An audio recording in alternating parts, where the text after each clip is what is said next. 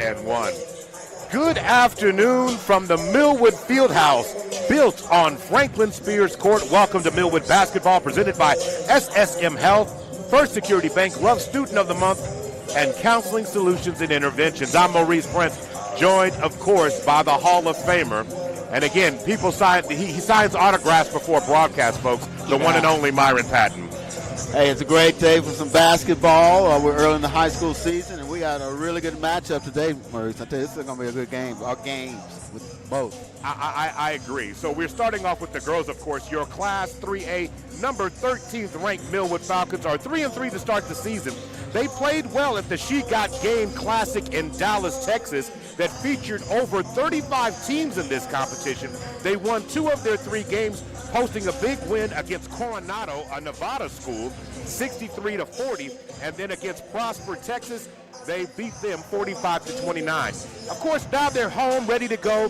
This team is still growing, still trying to find an identity on who they are and who they want to be, and playing a very exciting brand of basketball, anchoring their identity on their new focus, which is, of course, defense. And that's all what head coach LaToya Jackson wants to talk about, is establishing the defensive identity. And they'll look to build on that this afternoon. Now, they face Class 5A this afternoon, East Central. They are 0-4 to start the season, and unfortunately for that program right now, you're seeing a kind of a turnover. The coach that started off the season is no longer there, so the athletic director, Ricky Bruner, is stepping in as the interim head coach right now, and he's got these girls fired up and ready to play this afternoon as they're ready to get themselves going here. Now, last outing, they took on Claremore and lost 46-55. Now, they've been in a lot of the games, played well, but they have not basically finished all those games, and they're looking to make a change on that this afternoon and pivot this season. So once again, welcome to Falcon Pregame. This is one of those games, Myron, where we've seen Coach Jackson talking to her just a few minutes ago. She said that she really wants to continue to use her entire roster. She wants to know what the entire scope of her team is. She's still learning on who the players on this team are and what lineups and matchups can come into play. She likes the ability to find the roles and how the ladies are settling in, and they're very excited about the future of what this team may end up being by the time March rolls around. Well, and those two things, wanting to see a lot of her roster, she's got a deep roster because the last game we did, of course, against Oklahoma Christian Academy, she went deep in her bench, and it seemed like no matter who she pulled off that bench, they were able to produce in some way, either offensively or defensively or both. You talk about youth, they've got a couple ninth graders that played well for them, and Lauren Kelly, Madison Presley. I mean, I talk about this a lot, but it seems like Millwood, they always find these freshmen, whether it's football, basketball, or whatever, freshmen that can not just contribute but be big-time players for them. So I think she's been successful in beating those 2 goals so far this season. And I'm glad that you brought that up, because that was the thing about it. Madison Presley last time got into double-digit scoring in the last game off the bench coming in there. Then you still got savvy veterans like Raquel Hunt, who can play multiple positions on this team. And then, you know, we have a new point guard kind of running the team right now in Mariah Gadsden, and she has proven that she will set the table. And then when Reagan Carey got going in the last game, the points just started to roll by the dozens. So expect them to continue to develop and get stronger and stronger. But when you're on the other side in East Central, you just want some normalcy. You know, you want some consistency. You want to be able to, you know, have your team come in and play and just be able to focus on basketball, not worry about the other things that may go on off the court. For sure, and you know, when you've got some things going on with the coaching staff, things of that nature, we'll see how that affects them. Unfortunately for them, again, we go back to the OCA game. One thing that Millwood was able to do, pressure defense, and they produced a lot of turnovers and easy buckets. That's why they were able to score so many points. I'm anxious to see if they bring that same kind of attack tonight. I think so. One thing Coach Jackson just talked about, she goes, is I'm learning them, they're learning me. And she says, there's not really an off switch when the game starts for me. She says it's on from the first quarter to the fourth quarter, from the first minute to the last minute. And her mentality is, she says she absolutely must be able to have the team lock in and be ready to play. And she says that's her job, and that's what she's enjoyed doing, and she feels like the team really responds well to that in this process. Well, and I think that's her personality when she was a player. You know, coaches generally kind of tend to coach what they like to see and what they did as a player, and it translated here early in the season. We'll see if that's going to be their MO the entire season or whatever. These are the kind of games, because you know, Tulsa East Side School, don't see them a lot. This is a chance to kind of expand yourself, maybe make a name for yourself, let people know that Millwood's going to compete, not just in Oklahoma City, but around the entire state. Now, this team at Myron right now is averaging about 54 points a game. They're holding their opponents to 47 points per game, and, of course, in their first 6. And you're talking about including tournament games as well. So that's a plus, you know, differential of 6.7. And to me, depending on who you play and the style of play, that just tells you that they're already in a mindset of, you know, it's early and hard to tell, but that number indicates that in low-scoring situations right now, they've been able to win. But when it comes to getting to playoff time and come March, those decisions really are going to have to be really tight in terms of your play and your ability to make those decisions at those money times, because those are some really good teams that you have to play downtown at the state. Yeah, well, this time you're playing some teams that maybe you don't normally meet. You're not into your conference or anything like that, or teams in your area, and you like we've talked earlier, you're setting your identity. What's your team identity, offense and defense? Who are the players that you think you can count on in certain situations? Who are the players, your money players, when you need a bucket or you need a stop? You know, who can you depend on to put on that hot hand on the other team to get that stop? So all these things, that's what these early season games are, especially when you're playing somebody from, on the east side of the state. No. And is it unique to you how opposite it is from a football perspective on how the east side seems to dominate the state when it comes to football, but when it comes to basketball, the west does a pretty good job of getting their shots in there? Yeah, it's exactly the same thing. I mean, it's not uncommon to see all the state champs, both boys and girls, to the west side of the state. And you know, I can't really explain why that is, because they have good basketball players on the east side. Oh, they absolutely do. But for, the west side has dominated high school basketball for quite some time, much like football has on the east side. We talk about that a lot, especially in the larger classes. It does. Now, in the smaller classes, when you get on down outside of 6A, they're champs on this side of the state too. In fact, I just talked to Sean Love, who's an assistant at the Jones, and of course he's got a big smile on his face because they were able to take out Washington to win state. Stop the 4P. Yes, which is quite impressive. Washington's been a very good, it's a good program, and they were able to beat them. But Jones is a good program too as well. Now, Today's game, of course, being brought to you by SSM Health. Sometimes a player needs the sports services of a sports medicine specialist, and at SSM Health Hospitals has a great team. Trust them to get you back in the game. First Security Bank has been servicing Oklahoma City for over 4 decades and would like to be your community bank. Learn more at fsbokc.com for First Security Bank. Maurice Prince and, of course, the legend himself, Myron Patton. Glad that he's joining me this afternoon. I'm here. Myron, you got your full slate of basketball today. You were down watching a little bit of Bedlam ball earlier. Yes, I was. I was watching the Bedlam men play and at Pregame, and it was a heck of a game, and Oklahoma ended up winning it in a close affair, back and forth. Both teams played really well in the game, and but Oklahoma edged out Oklahoma State in the ball game by a score of 85-76. And I tell you what, I've been one of those people say I'd like them to do them home and home, but I got to admit, man, the atmosphere at Pregame, it was a great crowd, large crowd, and I think they're going to leave it at Pregame for quite some time now.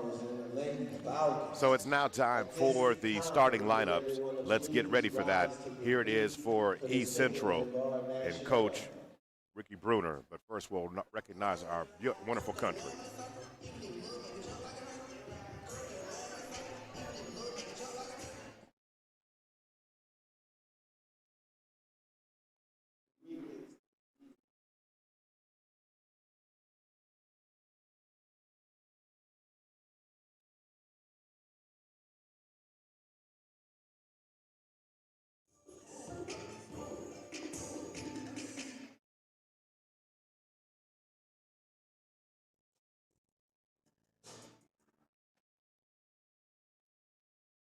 I know the pledge of allegiance. 1, 2, 3. The pledge of allegiance.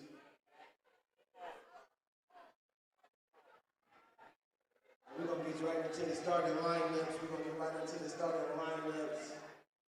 We're going to have this good thing for the national anthem.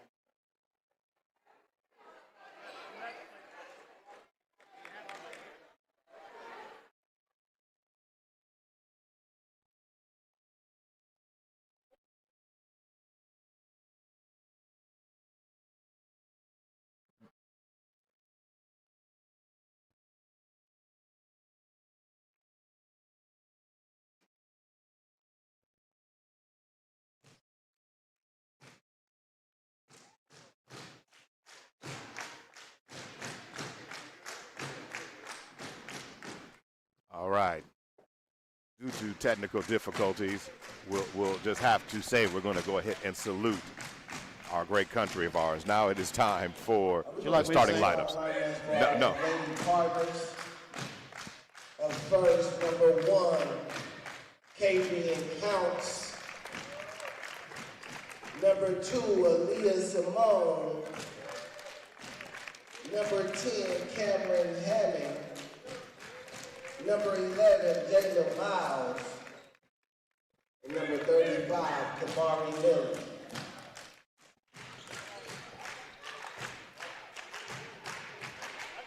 All right. Time for the starting lineups, but first, you got to do the video here.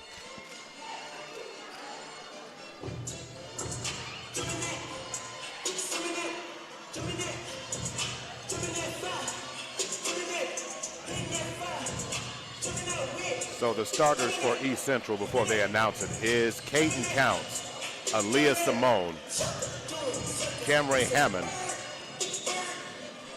Jayla Miles, and also Kamari Miller are your starters this afternoon. And now in just a minute here, we're going to get ready for the starters for the Millwood Falcons.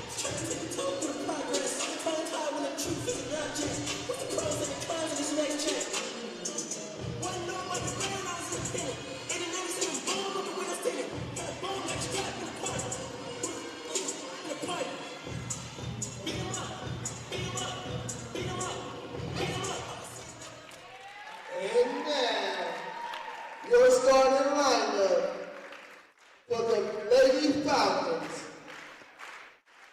Up first, number 1, Reagan Carey. Number 2, Kaden Williams. number 4, Carrington 3. Number 13, Mariah Gaston. And number 23, Courtney McCarroll. Head coach for the Falcons, of course, is LaToya Jackson. Your starters confirming them is Reagan Carey. Then, of course, Caden Williams, Carrington 3, Mariah Gaston, and Courtney McCarroll, all the starters. The exact same group that we saw when they took on OCA just a few weeks ago, Myron. This lineup brings intensity and with the ability and wants to press and run. Yes, and that was really the key. You know, we talk about offense, but their defense produced so much offense for them with getting steals and runouts and things of that nature. They were able to jump on OCA really early in the first quarter and basically name the score. So we'll see if they had the same kind of success. And that bench was also deep.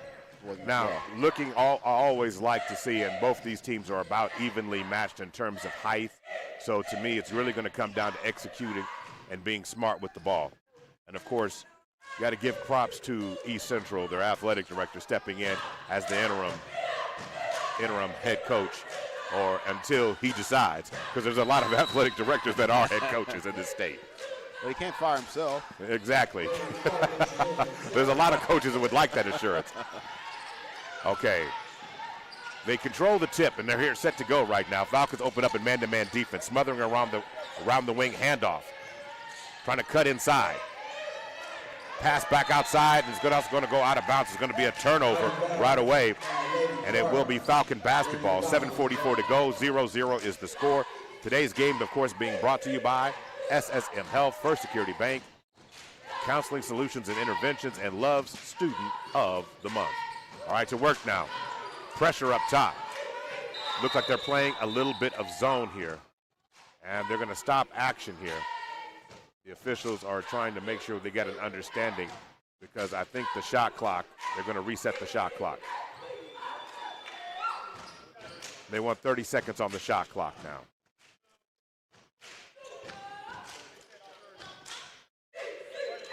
So the shot clock is definitely something that needs to happen. So here we go, 7:32 to go. So 7:32 to go, but 30 seconds on the shot clock, and now we're going to set Carrington to inbound the ball for the Falcons. Mariah looking for it, she's got it, runs to the backcourt, extending pressure now by Simone. Ball up top. Into the lane, trying to score. McCarroll's shot is no good. Falcons cannot maintain possession. Rebound pulled down, and going to work goes East Central. Ball in the hands now, ball in the left wing. Man-to-man defense, nice ball move to the basket. She goes, drives in, is not able to score, but she's fouled on the play. That's Cameron Hammond. Foul's going to be called against Reagan Carey. So team foul number 1. Get a couple free throws out of this. She was driving to the lane. One of the things that was real interesting right there is that was that quick step. Cameron Hammond had that quick step going left to the basket, and she was able to exploit. She knocks down the first one there. East Central's on the board, leading by 1. 2 for 2. So nice job there by Hammond. Ball in the right wing. McCarroll got a good shot last time, wasn't able to let it fall. Reagan Carey driving inside, kicks. And that time, Caden Williams was not ready for the pass. On the other end, ball's going to be knocked loose, knocked out of the hand. Driving inside was Jayla Miles, who really sprinted down the court, really trying to exploit the fact that she had out-hustled Caden on that particular play down to the other end. Right off the bat, East Central looks to be a better, more connected team than what OCA brought to the table. Nice block there on the defensive end by Caden Williams that time. They're going to call a foul, and that is the first foul this afternoon called against East Central. And that time, too much pepper on the pass. Trying to throw it out to her outside left hand and basically threw it out of bounds. So Mariah comes out of the game, and now into the game comes Madison Presley.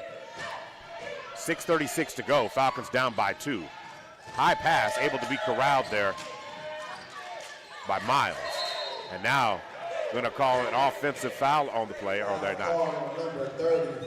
So 35, Kamari Miller getting called with the foul there. Second team foul. Going to work. Here come the Falcons. And this time the ball off the fingertips of McCarroll.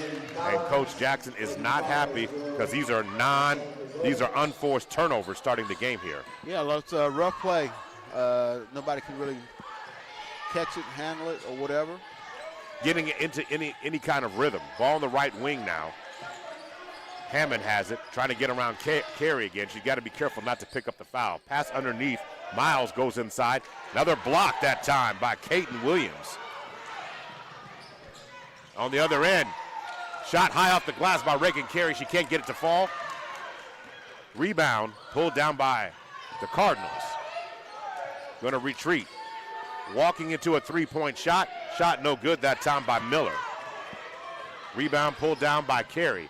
On the other end, driving the lane, pushing the ball goes Madison Presley, and she draws a foul and will go to the free throw line to shoot 2.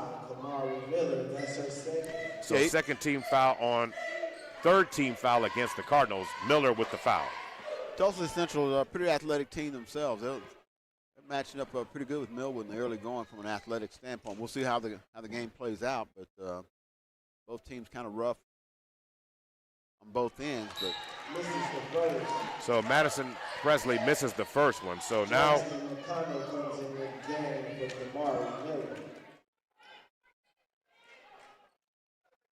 returning back to the game.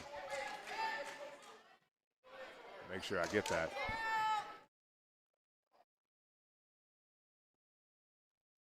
And she knocks down the second one, 1 of 2. 2-1 is the score right now. So on the floor, you've got Carrington. You've got, and a wide open three-point shot from the left wing is no good. Rebound by Presley. That was wide. Now going back to work, Presley's going to bring it up, set the offense. She gets around the first defender, drives to the lane, and draws a foul on the play. That's going to be the second foul against Jayla Miles. Team foul number 4. Going to be called against East Central.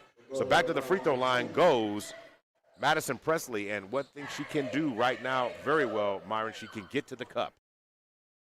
Yeah, still nothing coming easy on either end, though. I tell you what, she knocks down the first one. So Madison Presley with that, all tied up at 2 now with a chance to give the Falcons their first lead of the afternoon.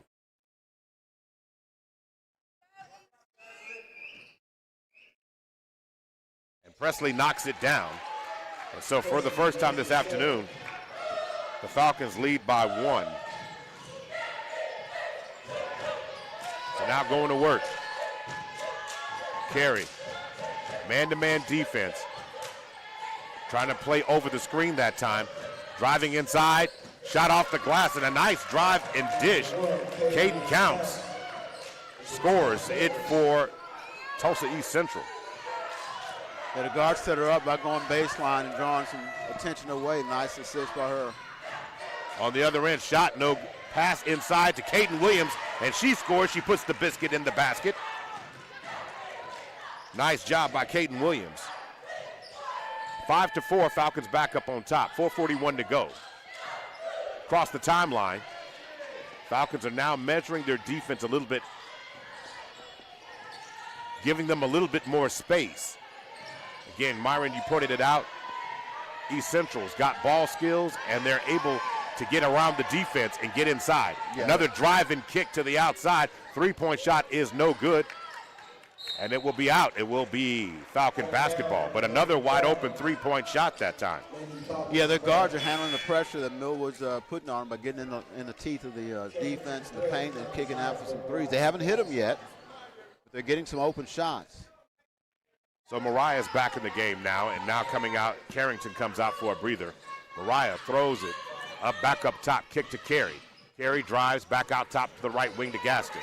Gadsden has the ball knocked loose. Scramble, and everyone's battling for the ball. It's a jump ball situation, and it will be Falcon basketball. Again, you're going to have to see a little bit more screen action here because Tulsa East Central is able to get in front and really. All right, Presley going to bring it across the timeline now. Ball on the right wing. Going to throw it back up top. Kick to the corner. Caden Williams now has it. Back over to Lauren Carey. Lauren Carey drives inside, is going to lose it. Steal that time. And going to throw the ball ahead. No one got back on defense, not able to handle the pass. And the ball bounces on the end line. It will be knocked out of bounds. It will be East Central ball. Carrington Threeks able to get back and hustle and keep that from being an easy layup. Give her credit for fouling that up for Millwood. Make East Central inbounds and earn these points. So now going to work right now. Going to try and throw the ball in the inbounds play. Throwing it in off the back. No one has it. Going to throw the ball. Going to throw the ball down. It's going to be a blocking foul against on the baseline there. Called against, looks like against Lauren Carey. So it's only going to be against McCarroll, I'm sorry.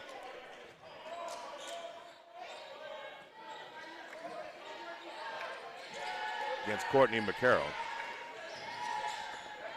So now drive it. Going to be stolen that time. Nice job by star Thomas Raudells, who's in the game now. Presley pulls up, jumper, shot no good, rebound Reagan Carey. Reagan Carey fighting underneath. Is going to be a jump ball situation, then it will be East Central ball.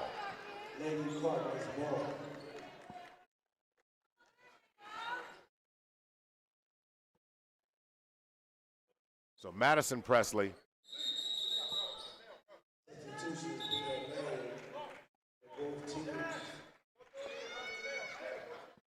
So now on the floor, Mariah Gaston's back on the floor for Lauren Carey.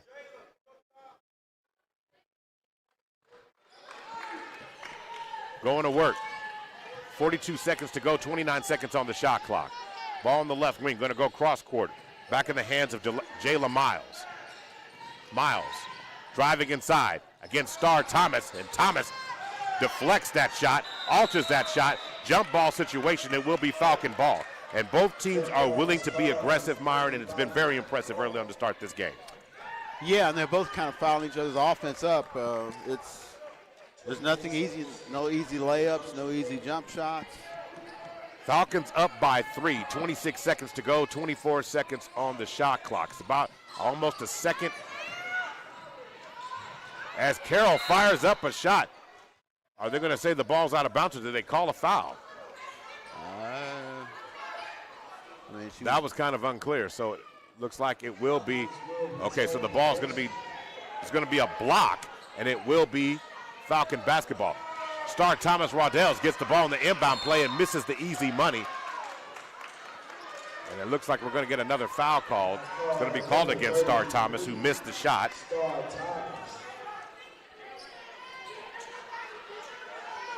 So that is going to be her first foul. Going to work, 13.3 seconds to go. 9-6 is the score. Falcons up by 3. Across the timeline, trying to fire it inside. Going to be a steal that time by Raudells, although McCarroll should be called with it. What a ball move and a fake. A little left-right action, a little bit of sauce, and sprinkle it. Dropping it down goes Reagan Carey to the basket. What a shot. She faked the pass to the left and kept it herself and got the layup. And, boy, this has been a lot of action, a lot of missed shots. Both teams challenging each other on defense. 11-6 is the score, Mario. He's trying to settle it down. Both teams have been aggressive. Both teams have been really challenging each other in their half-court sets. Any loose ball, both teams have been successful with that. It has been very entertaining ball to watch as both teams have been really trying to get in each other's mix.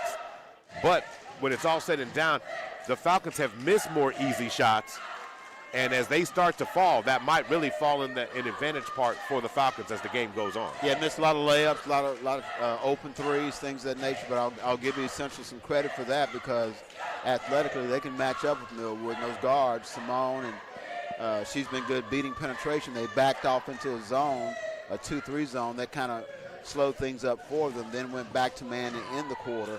So you may see more of that kind of changing defenses trying to kind of foul up East Central's offense, because when those guards get penetration, they either score or they set up somebody else at least for an open look. They may miss it, but they're getting some open looks. Both teams have yet to knock down a three-point shot. Both teams are shooting under 40%. The Falcons are shooting 36% in the game, and East Central is shooting 22%, Myron.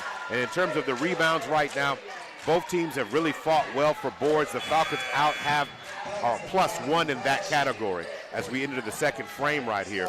But the situation really comes down to about execution and who can get the shot to fall. Because, again, East Central has beat the Falcons down the floor a few times and then have not been able to execute down there when the ball comes in. And now they're going to throw the ball in. Miles now has it. Gets it back in the hands now of Miller. They don't want Simone to get it. And the Falcons are doing a good job of really cutting off, as they say, starting to stop the head of the snake here in this case, trying to prevent her from getting the offense going. She's trying to get a screen there. Falcons, again, fighting over the screen, and they're going to call a 5-second call. So that's going to be a turnover. So now Mariah has the ball. So now putting it to work.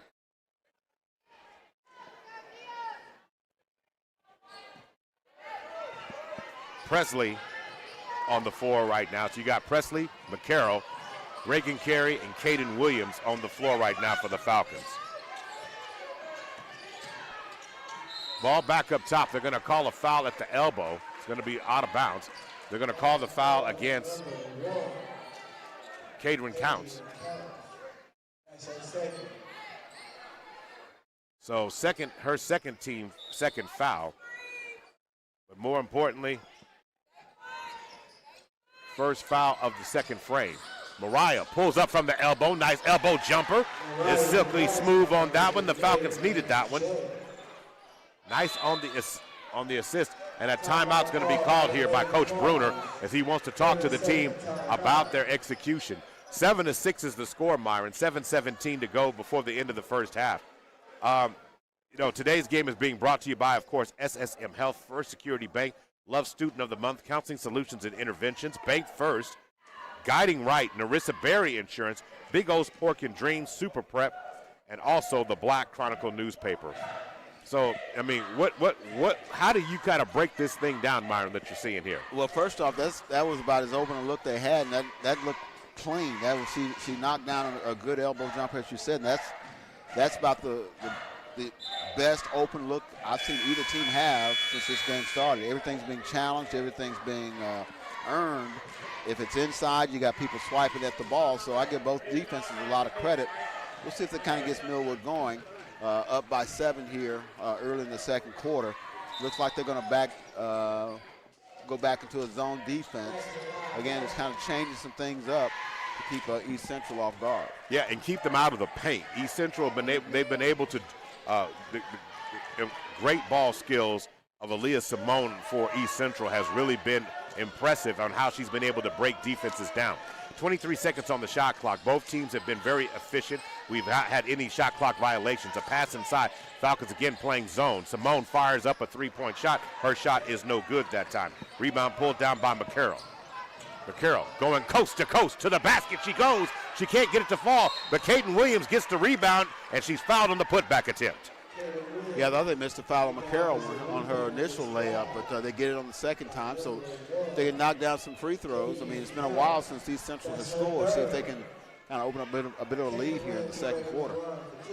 6:46 to go. 13-6 is the score. So it's a debate on who the foul is on.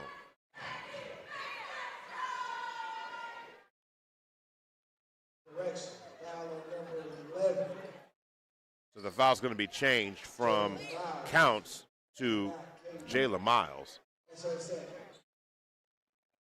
Now going to work at the free throw line goes Caden Williams. Back spins. Shot is up. Front rims, but she gets the shooter's roll there. They got that one to go. Caden Williams now with 5 on the afternoon. Falcons continuing to expand the lead. The lead is up to 8. She goes 1 of 2 at the line there. Rebound, pulled down. Ball's loose. And they're trying to track it down. Goes Hammond. Hammond with the bounce pass inside the Counts. And Counts' shot is blocked by McCarroll. What a tremendous hustle play by Courtney McCarroll.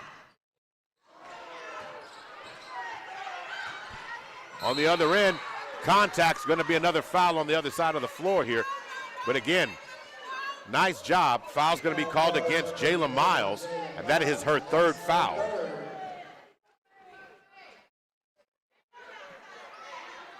So 14-6, 8-point advantage here. McCarroll. Myron, that was tremendous hustle by her, getting on that other end for that block on that prior possession. Yeah, it was. There's an open look again. She took away. Reagan Carey on the right wing. Up top, driving down the lane, and going to the basket, and she scores it. Score it for Madison Presley.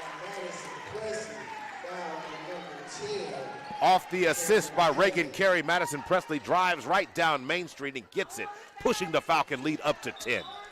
Let's see if that gets her going, because she's got the ability. She can put it on the floor just like you saw there, but she can also knock down threes when she gets a look, and she's one of their better offensive players.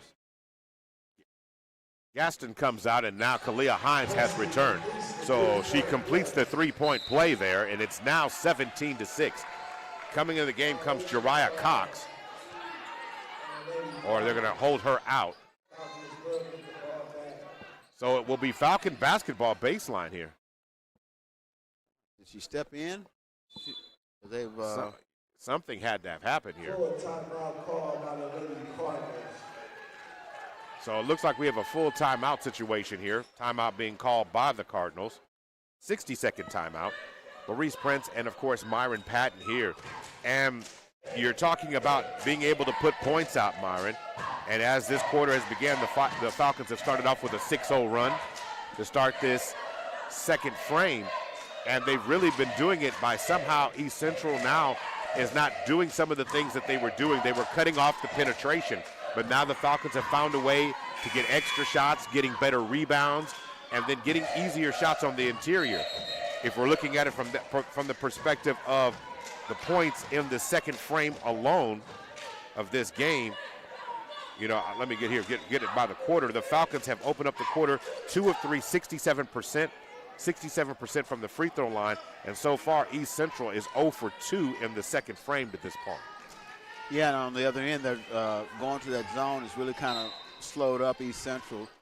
It keeps them on those guards from penetrating. They haven't found a way to solve that zone defense yet. Kalia Hines bounce pass over to Presley. Presley rocks the cradle with another 3-point basket. Madison Presley's heating up. She's starting to cook. That's what she's able to do. You saw her drive for a bucket, but she's also able to step out and knock down threes. Now driving inside, Hammond. She backs it back out to Miller. So Hammond drives inside on a little give and go, dump inside to Counts, and Counts makes it count on the interior there. 20-8, it's the first basket in the second frame. Kalia Hines draws inside with the runner, shot no good, but she gets her own rebound, put back attempts no good. Then the second and third opportunity, the Falcons are cashing it in at the cup as Caden Williams knocks it down. Beating them on the boards. They got 3 opportunities there. The third was a charm, and plus you get the foul, chance for a 3-point play, and they've opened this lead up 22-8. Still 5:33 to go in the second quarter. Caden Williams with 7 in the first half so far. At the free throw line, back spins. Can she complete the 3-point play? She back rims that one, but guess who chased down the rebound? It's Madison Presley, and then she answers with another 3 on her own. Did I say she could shoot 3? It might need to be said. She's got 12. She's in double digits in the first half of this game. Miller drives inside in the lane and draws contact. Presley out of position that time. So Presley being called with the foul there. That is the first foul of the quarter. Presley's got 8 points in this run, and that's a big reason why they've opened this up. You get some outside shots to fall, kind of loosens things up. They've got on the offensive boards as well. So Miller gets that shot to fall, misses that first one, excuse me. So check that, 25-8 is the score. And right now, they've got 5 team fouls, which means the Falcons will be in the double bonus and will be shooting 2 free throws the rest of the way. So the second one is knocked down by Kamari Miller. And the Falcons go back to work. And Presley, heat check from the left wing, shot no good. Rebound pulled down by McCarroll. Scrambling on the ground, and somehow Reagan Carey ends up with it. The Falcons doing a tremendous job on rebounding on the box.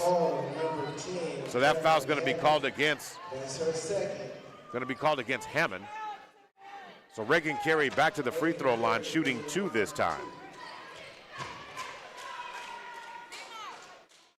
Back rims that first one. And the Falcons are going to have to not allow this to continue to drive the meter. They've got to be better at the free throw line, Myron. In the game itself right now, the Falcons are 5 of 9 from the free throw line. See if they can get it to 6 of 10. The answer to that is no, but they get their own rebound, and Reagan Carey inside. Kaiten Williams with the rebound, fires it up. She can't get it to fall, and the ball goes out, and it'll be Cardinal ball. Well, the coach has got to be upset because they are getting murdered on the offensive glass, their defensive glass, I guess I should say. But Millwood is getting shot after shot on the offensive end. Didn't convert that time, but those things add up.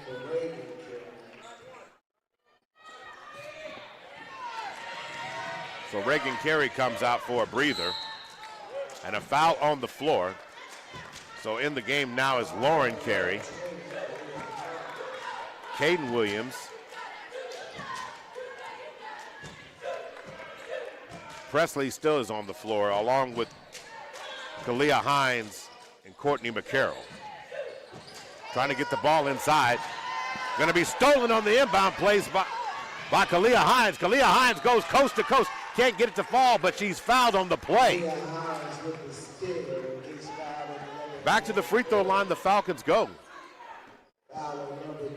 Well, they're not hitting the free throws, but they get a lot of opportunities there, and that's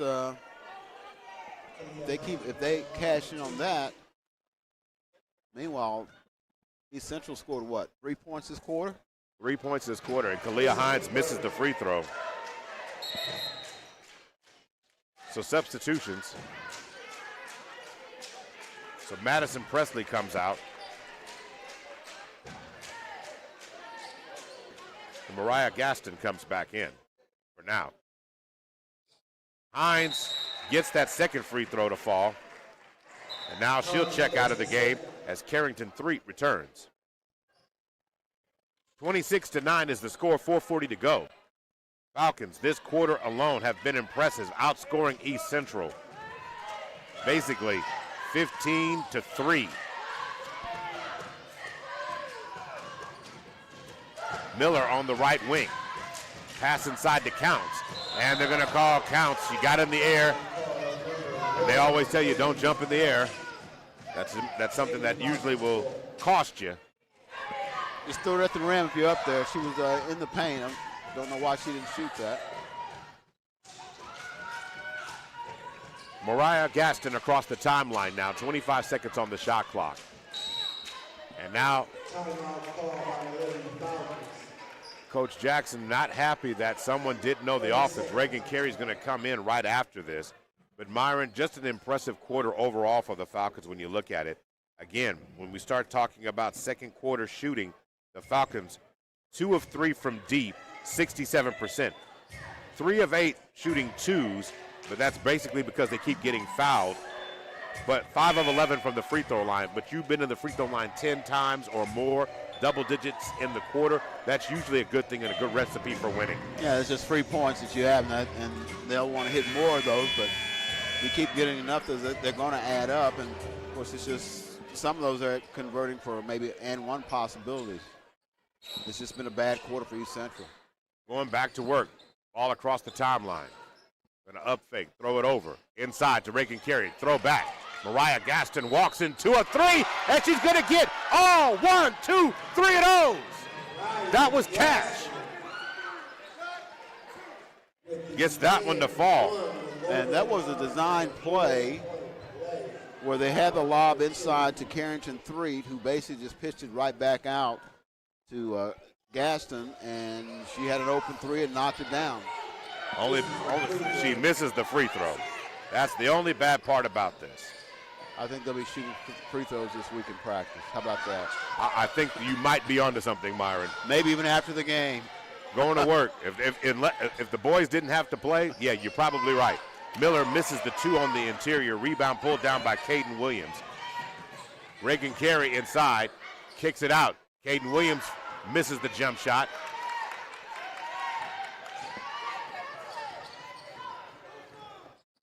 So going to work right now. Trying to work it to the right wing. Counts, fires. She steps inside. Shot no good. Rebound pulled down by Reagan Carey. To the corner. McCarroll. Cross-court pass to Mariah Gaston. Shot no good. Simone pushing it. She's looking to get to the rim. Make something happen, and it's a block. A block, and it's going to be knocked out of bounds, but it will be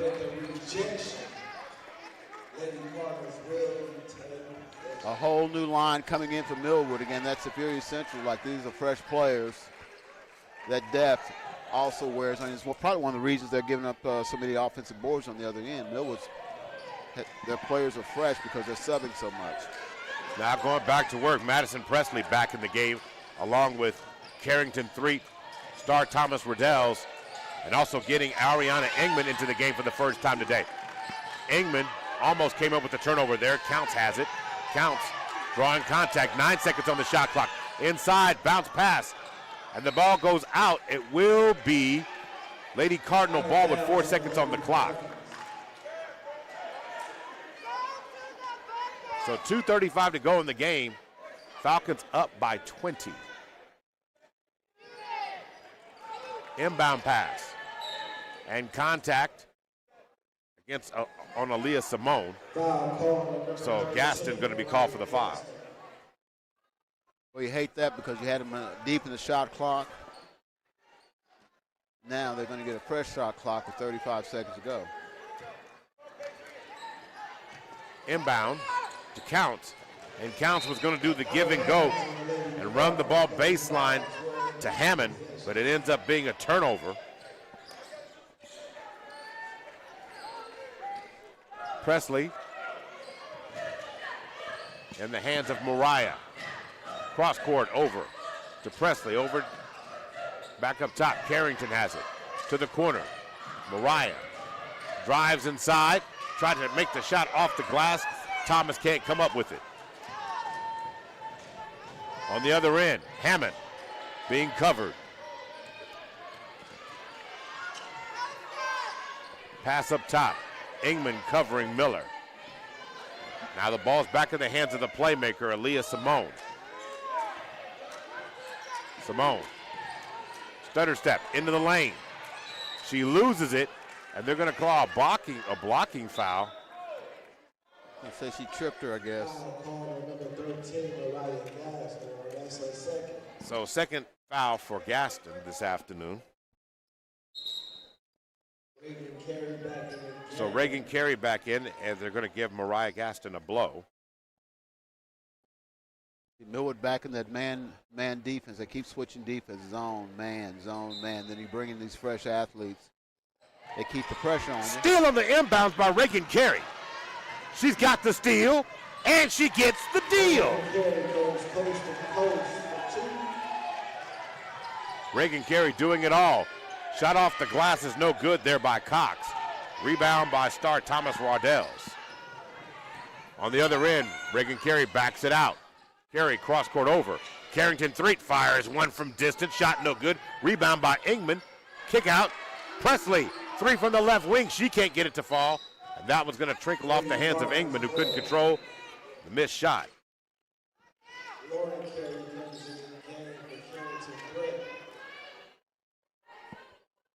This did not look like it would be a 31-9 score. The way the game started for certain.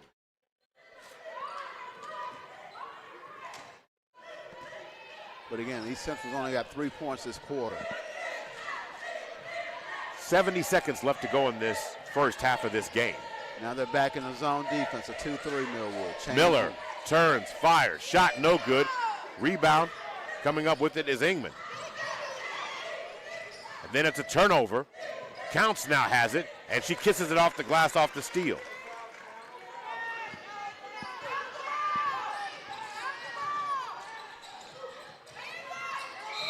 And contact that time by Cox. A lot of contact. Going to send Ingman to the free throw line, shooting 2. So Ingman has an opportunity to get on the box score. They're up 20. If they hit their free throws, they'd be up close to 30. Yeah, and to your point, Myron, the free throw number has been ugly. 6 of 14 as it stands right now.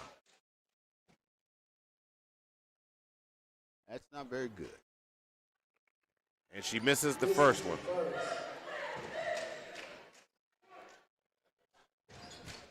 .20 lead with 42 seconds to go. And knocking down the free throw. 1 of 2 at the free throw line.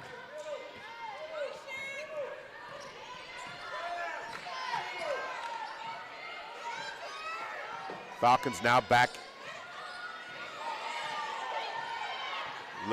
Looking like they're in a man-to-man defense. Switch at the top. Now Lauren carries in the game. And it will remain East Central ball underneath their own goal.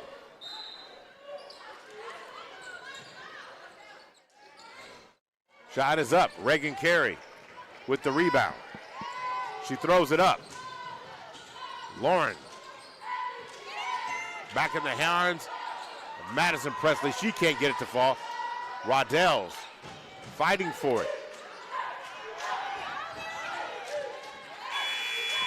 And as time expires, with the score 32-11.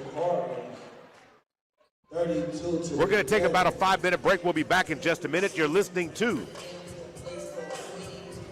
Millwood Basketball, sponsored by First Security Bank Counseling Solutions and Interventions, as well as SSM Help and Love's Student of the Month. We'll be right back.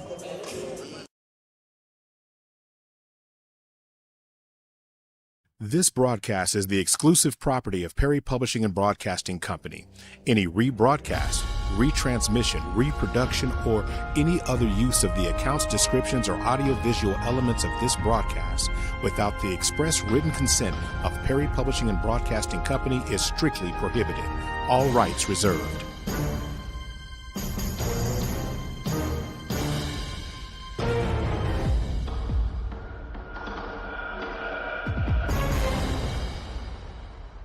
Oklahoma City, I'm Miles Perry, and do you know a student that would like to win a $10,000 scholarship? Yes, I said $10,000. Love's Travel Stops and Country Stores and Perry Publishing Broadcasting are giving a graduating senior from a Oklahoma City Metro school the opportunity to win $10,000 by just registering online. Each month during the school year, a Love Student of the Month will be selected for registration, and for winning, they will qualify for Love Student of the Year and a $10,000 scholarship. Oh, you guys, to get it, you got to register at www.kvsp.com, and that is www.kvsp.com. Go get your $10,000. Injuries don't wait for business hours. Now you can be seen 24/7 for sports injuries. Whether you have a sprain or a broken bone, at the SSM Health Bone and Joint Injury Clinic at 13401 Northwestern. Hey sports fans, get ready to step into the world of championships with Super Prep Live, hosted by Miles Perry, only on OKC Sports Radio 105.3 FM. Dive deep into the lives of high school and college athletes with exclusive interviews and insight that reveals what makes them great. Follow Super Prep across all social networks to never miss a moment. It's Super Prep Live with Miles Perry. Tune in, get inspired, and stay connected. Visit OKCSportsRadio.com. Hey, what's up, guys? Jay Swick here. Now, I know a lot of you guys have hit me up wondering about Prize Picks, and I'm here to tell you it's the real deal. Utilize your sports knowledge and turn it into cash. Seriously, all you've got to do is download the Prize Picks app today and use my promo code SWIXPICks. That's right, SWIXPICks is the promo code. You get $50 in free lineups when you play your first $5 lineup. You don't want to miss out on that. Flex your sports knowledge and get cash for it. Do it today. Prize Picks. It's good to be right. Oklahoma City, I'm Miles Perry, and do you know a student that would like to win a $10,000 scholarship? Yes, I said $10,000. Love's Travel Stops and Country Stores and Perry Publishing Broadcasting are giving a graduating senior from a Oklahoma City Metro school the opportunity to win $10,000 by just registering online. Each month during the school year, a Love Student of the Month will be selected for registration, and for winning, they will qualify for Love Student of the Year and a $10,000 scholarship. Oh, you guys, to get it, you got to register at www.kvsp.com, and that is www.kvsp.com. Go get your $10,000. Injuries don't wait. For business hours, now you can be seen 24/7 for sports injuries. Whether you have a sprain or a broken bone, at the SSM Health Bone and Joint Injury Clinic at 13401 Northwestern.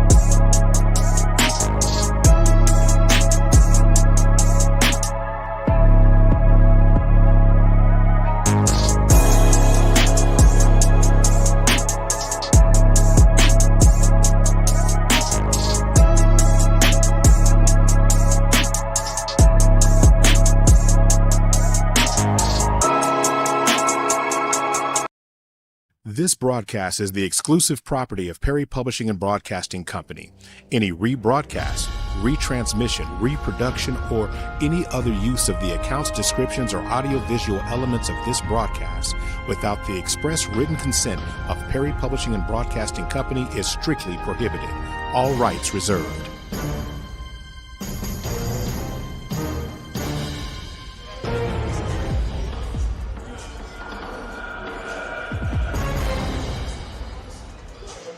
Welcome back to the Love Student of the Month Halftime Report.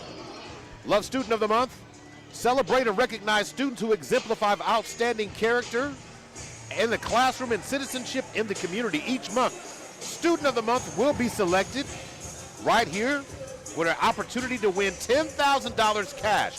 Now, how do your child apply? It's quite simple. Go to kvsp.com, that's kvsp.com, and nominate your student to win the Student of the Month for a chance at the $10,000. Maurice Prince and Myron Patton. Myron, there's just really one number I want to talk about beside the one that's on the scoreboard. That's a pretty important number up there on the scoreboard. Yeah, 32-11. But at the end of the first, we were talking about how close this game really was. It was an 11-6 game. And then the Falcons opened up a 21-5 margin in the second period. But the number I wanted to talk about was the rebounds. In the first quarter of the game, Millwood was just +1 in rebounds. As it stands now, they're +9. So they've been able to capitalize on second chance shots. They've been able to get easier baskets. And all of a sudden, it just looked like what East Central was able to do was neutralized by Coach Jackson's making the decision to switch from man to zone against East Central. Yeah, it took away that penetration that Simone and some of the other guards, Simone in particular, was able to get to either maybe get herself a shot or get someone else a shot. And when she first went to, Coach Jackson first went to that 2-3 zone, you could see East Central, it was just like it just kind of blew their mind. Like, okay, now what do we do now? Because it became much more difficult to try to get into the paint and break down the defense. They couldn't really knock down any open shots once they did get an open look.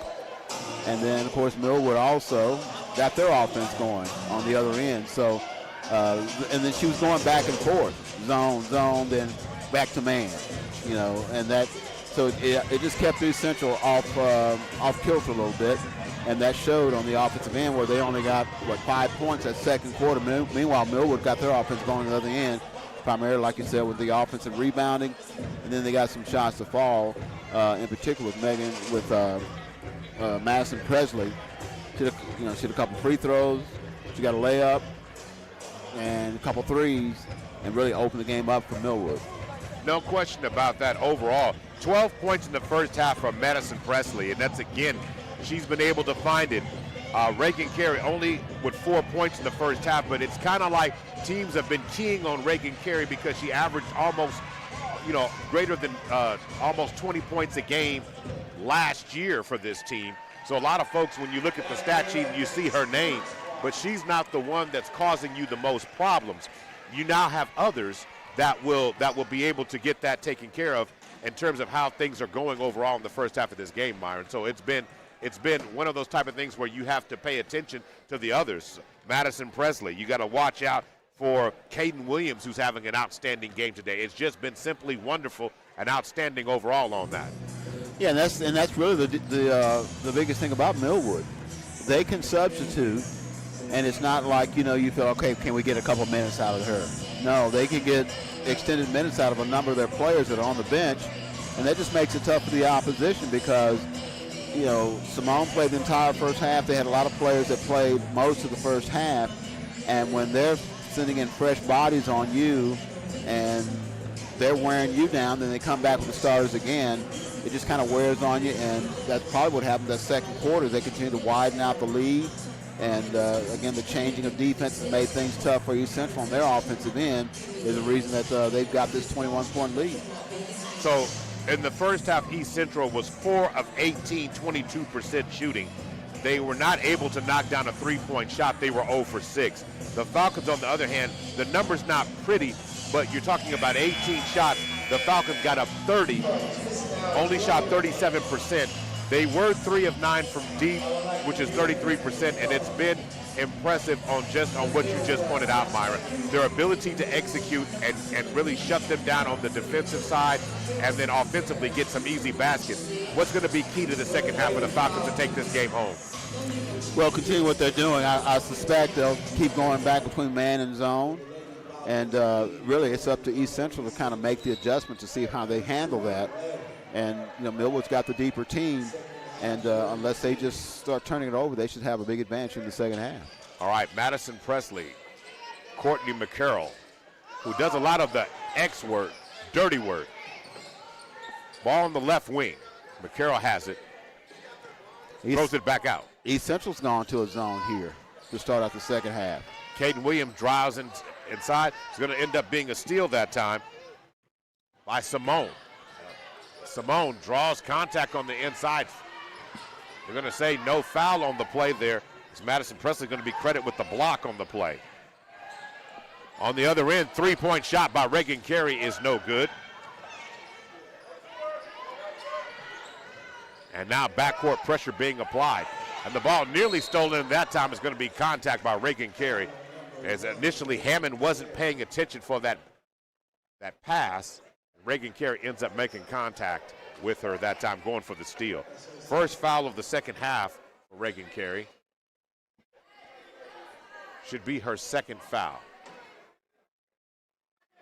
And like I say, East Central, they've gone to a bit of a zone defense to see maybe they can kind of take Millwood out of, surprise them with their a defensive change, see if that shakes things up for them. So going to work. Ball in the corner now. Back up top. Bounce pass inside trying to break down that zone. Pass is no good. Shot is no good. Rebound by McCarroll. Foul's going to be called against Simone, and she does not necessarily like the call. No, she does not. So Simone comes out of the game, and now returning the game is McConnell for East Central. I don't know if it was a call or she was coming out because she picked up another foul. Well, she's been really important to this team's execution. Steal, nice tip away by Miles. Miles goes to the end, and she's fouled by Carrington on the other end. She missed the layup, and I'm sure the coach said you got to hit that layup, make it an and-one situation. Millwood got lucky there. So 32-11.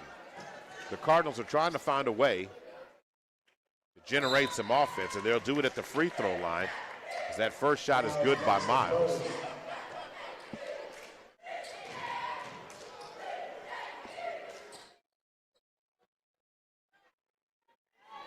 Raquel Hunt's in the game now. So now going back to work. Inside she goes, and Madison hits him again with a little bit of that sauce. To the basket she goes and gets an easy one that time. Nice little pirouette in the lane and banked it off the glass and did it like she knew what she was doing. 34-12, and this time they're going to call Reagan Carey with the foul this time. Both of the teams look to be frustrated about what they believe a foul is. And again, it's one of those things, Myron, well, that's defined every game by every officiating crew. And so you have to adjust.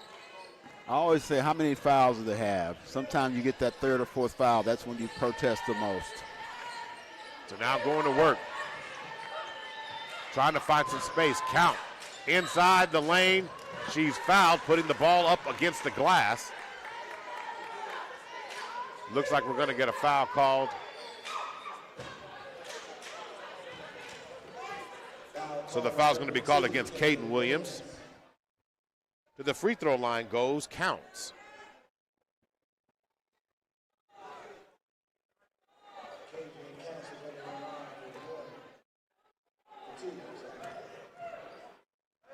Counts backspins.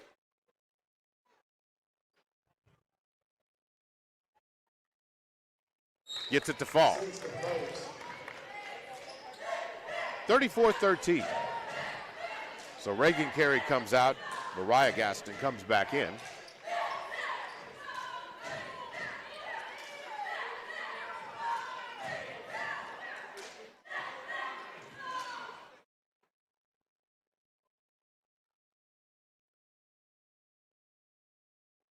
She's taking her time on this free throw. Yeah, I'm surprised they let her take that much time. I mean, we really, okay, why aren't we having any action here?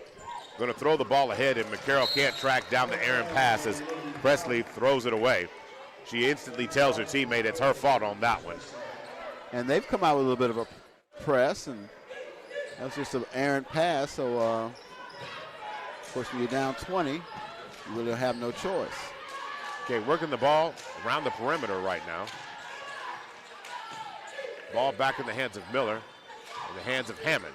Hammond draws inside, steps to the side, and knocks down a three, their first three of the game. And trouble on the inbounds. McCarroll ends up tracking down through the contact, and this time they're going to get another foul called against Simone, and that's going to be her fourth foul. That's her fourth. So team foul, and again, Simone's going to have to check out of the game. Now with her fourth foul, she's probably going to see some extended time off the floor. McConnell returns back to the game. She's not too happy. So now going to work. Ball on the left wing. And again, they're going to call a technical foul against Brewer, who is not very happy.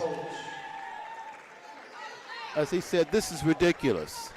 Well, he did. You heard him say that. I mean, he frustrated simply because he feels like the aggressive play is being one-sidedly called. But one of the things is when you're bumping someone off track, off the movement of the line, the officials are going to call that. And they've called that consistently this afternoon, in my opinion.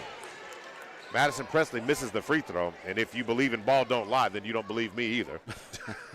She did miss. Of course, that's been a common theme all game, missed free throw. Thank you, Myron, for having my back on that one. That's one of the few times you had my back, only simply because it is something that was a trend before.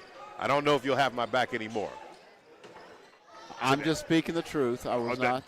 Technically, you kind of do all the time. So Gaston over to Raquel Hunt. McCarroll into the lane, trying to get the ball down low to Caden Williams. It's going to end up being a steal there by Counts, and then contact that time by McCarroll. So McCarroll being called with the foul there.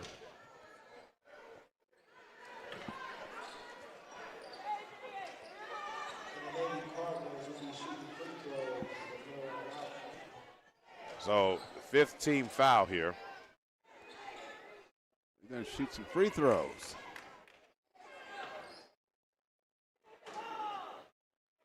And they're down by 18. You got 5 They're working their way back in it. It's just one of those type of situations where you're trying to get things going here. And Count knocks down a free throw. So, making small inroads in. Raquel Hunt comes out. Lauren Carey comes back in. 35-18, 5:10 to go.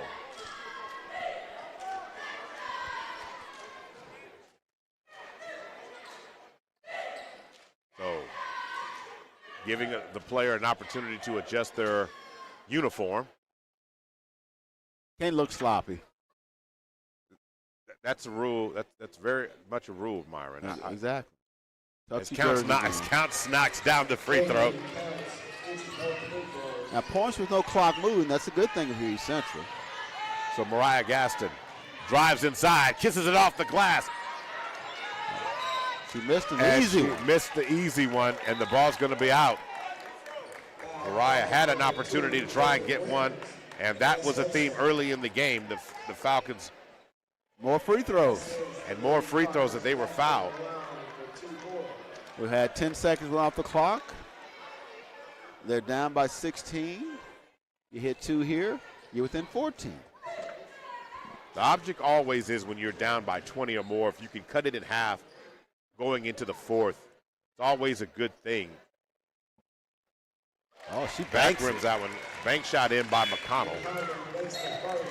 Star Thomas Raudells comes in, replacing Caden Williams.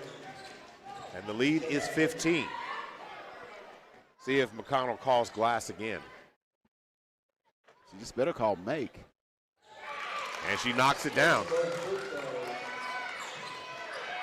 Got to press. 14-point advantage. Up to McCarroll's got to track it down, and she does. Right there in front of the Falcon bench. McCarroll drives inside and then draws the contact, going to the basket. So the basket's going to be called, or the foul's going to be called against Miller. Team foul number 4 against East Central.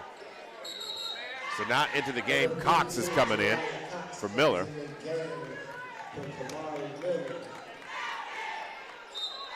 McConnell to inbound. Gets it in, Madison Presley.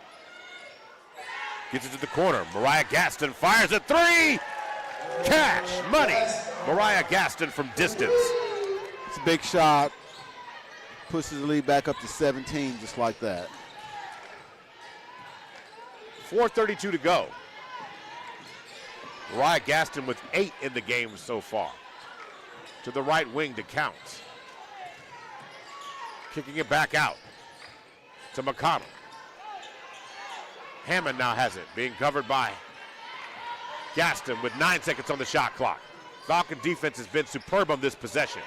Ball's knocked loose. Presley with the steal.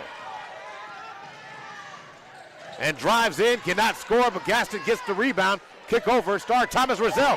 Shot is going to be blocked. Coming out of nowhere, flying in there was Miles. Miles on the other end. She does the job. She did the dirty work and gets the basket too.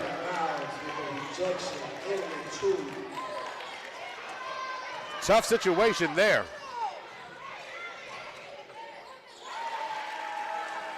Another bank shot. What are they calling bank? Well, you know, most people don't believe, Myron, that the bank isn't open afternoon on Saturdays. Credit union? Well, I'm not sure they're open after 12 on Saturday either. But what I do know is, here at the Millwood Fieldhouse, if you have a belief in the bank shot, ATM, you might be able to get one to fall here today. Venmo. So what has been the key for the Falcons getting back in stride? Is it as simply as made shots that has allowed them to get comfortable again? Well, they've been able to get a little penetration. That shot by Gaston, she had plenty of time to line up her three-pointer in the corner. And the corner three is generally the shortest three. And, I mean, that was huge because they had gotten to within 14. You know, a couple possessions, you know, you're back within 10. So that was a huge shot. But, yeah, getting some stops, getting out and running, knocking down a couple threes. I mean, so, and that's the thing about it. When you're trying to come back, it's like climbing a hill, you get knocked back down. Climb it again, you get knocked back down. The thing is, can you sustain it? It's going to be tough against Millwood because they can put so much pressure on you defensively. Even if they're not shooting well, they get turnovers, cause you to give up the basketball, easy layups, things of that nature. It's going to be tough for you essentially to get back in it. But again, there's plenty of time left, 3.5 left here in the third quarter, excuse me. 3:31 to go. The lead is back up to 17. But it has been a strong quarter for East Central, who's outscored the Falcons 12-8. And star Thomas Riddell is going to end up getting called for the foul simply because in blocking the shot, she was reaching over and made contact with the shoulder. And that's not what you want to do. Points when the clock is stopped. But that's how they cut it to 15. I mean, 14, just free throws. So back to the free throw line goes Hammond. This will be 2 shots. She was fouled in the act of shooting. Camry Hammond knocks down the first one. Roddells comes out and returns to the game is Caden Williams.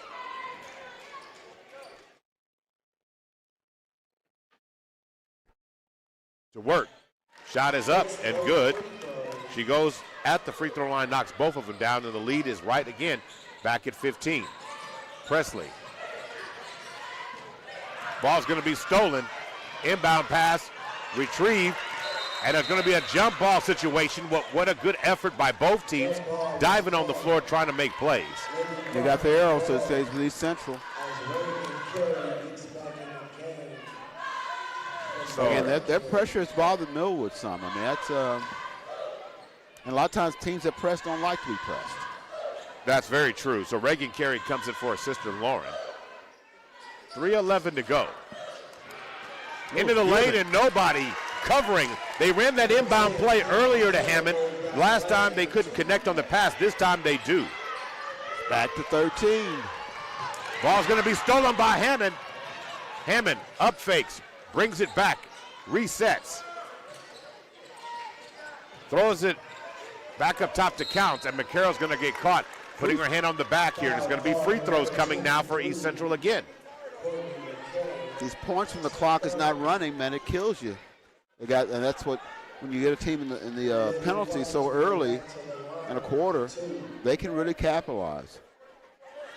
So Counts back at the free throw line, and as you said, Myron, just trying to dig into this lead. Falcons got to find a way to maintain, hold down.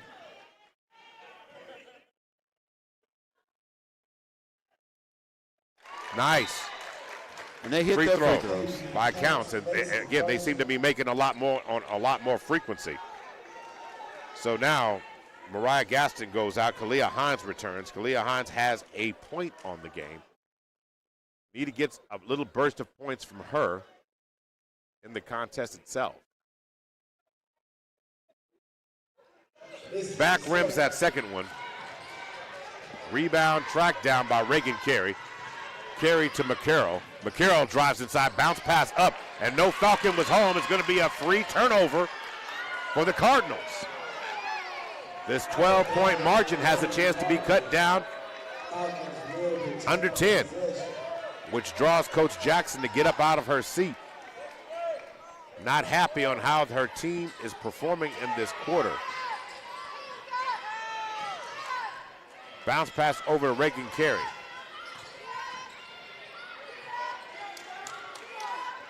Over to Carey.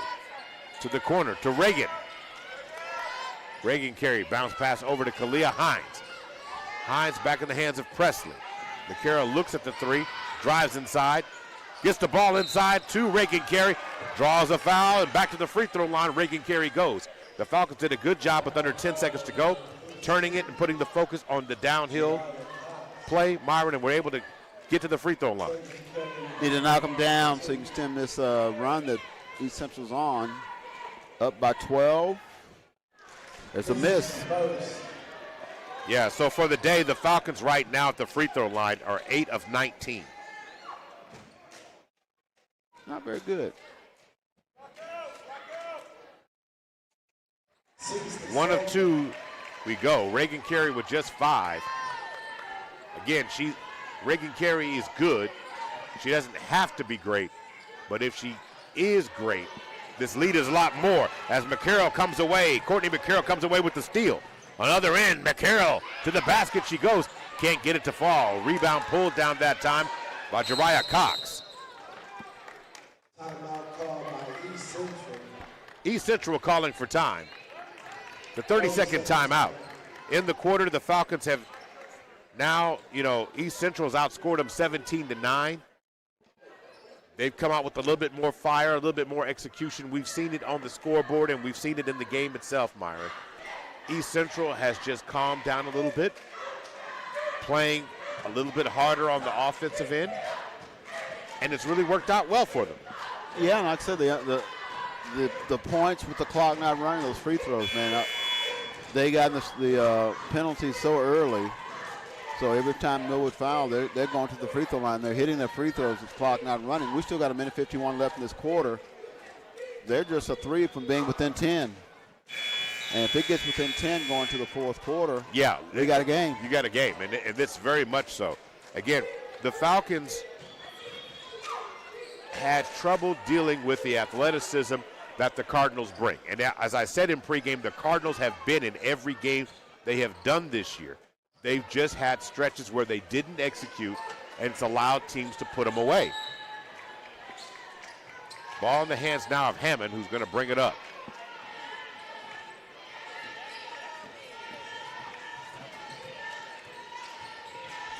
Bringing the ball around the perimeter. Caden Williams trying to close the airspace, but wisely not following coach's instruction. And traveling is going to be the call against East Central, Myron.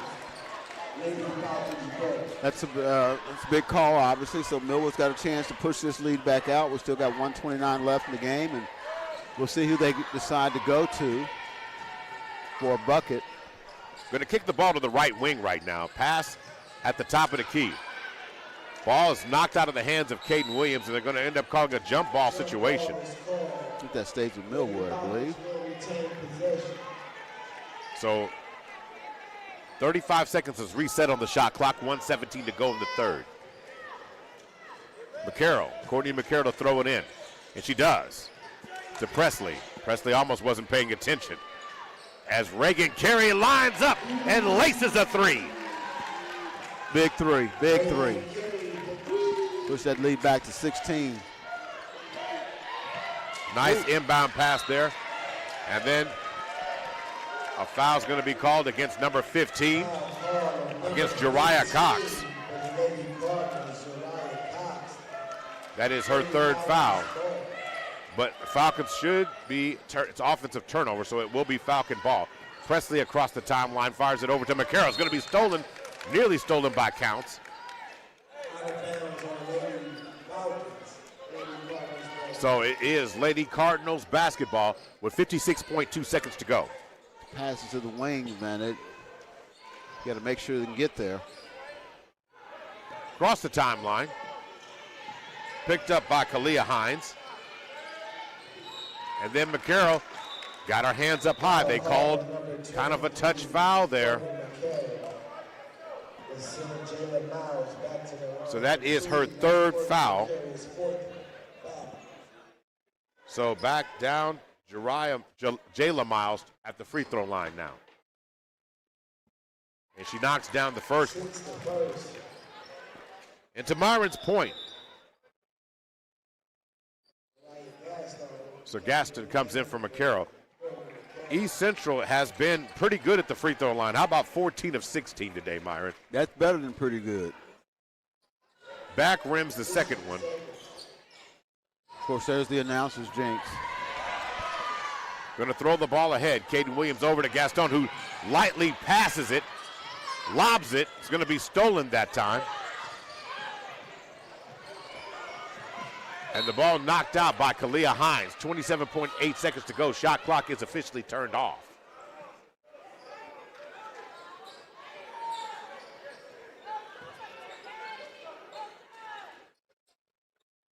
Ball knocked out again by Kalia Hines. Kalia Hines is getting up a little bit of hype to these players, but yet, Myron, she finds herself in the mix like a good cornerback.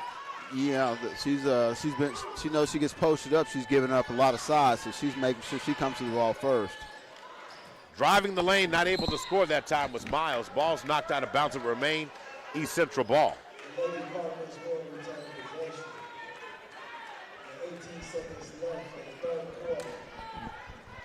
Shot clock turned off. 18 seconds. Counts. And again, somebody paid attention to that inbound play. Hammond fires a three from the corner and buries it. Second three-pointer in the game, second three-pointer in the quarter. Lead down to 12. 4.8 seconds to go. Gotta get it up. And then Carey fires when his time expires. But the Falcons remain in charge, 44-32. We'll be right back. You're listening to Mighty Millwood Falcon Basketball, brought to you by First Security Bank. Love Student of the Month, Counseling Solutions and Interventions at SSM Health.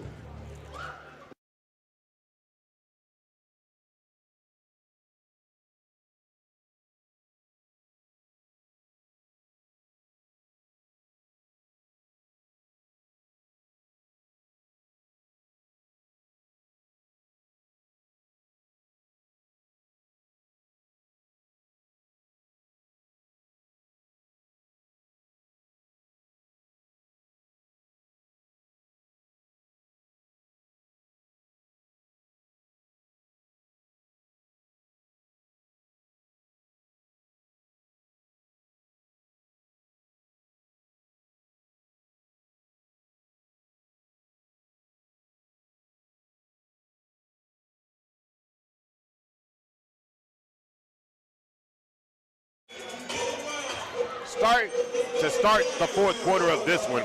A game that looked like the doors might be blown off. East Central have fought their way back into the game and done a tremendous job of fighting their way back in the game, outscoring the Falcons in the quarter 21-12. The Falcons outscored them at the end of the second, so the team that really sets its identity has proven that they can make runs against the other. Let's see if the Falcons have much gas in the tank, Myron, and can do what is necessary to get back in this game. Well, Coach, trying to think, he's got Simon back in for East Central. If you're Millwood, a 12-point lead, you'd like to be a little bit better. But again, 10 is a psychological number. If you get it below 10, that's when players can sometimes kind of tighten up. You're up by 12. You feel pretty good right now. Final 8 is on the clock. 12-point game. And here we go. Going to throw it in is McConnell. She throws it in. And Aaliyah Simone, she has been the engine that can penetrate and dice up a defense. Let's see if she can get going here. Spending extensive time because she's been in foul trouble. Working the ball around the perimeter. Three-point shot. It's going to hit the back of the backboard that time. Shot's no good that time by Miles. They tend to go zone when Simone's in there. Keep her out of the paint. But they're going with that pressure, full court pressure defense. We'll see how Millwood handles that. Ball in the hands of Reagan Carey now. They get past. Caden Williams can't control it. Back passes it. Back taps it to Gaston. Gaston over to Presley. And Presley kind of quiet, but she's got 15 points. I don't know how quiet that is But if you've got 12 in the first half, I guess 3 in the second half of the game thus far is the definition of quiet as it is right now.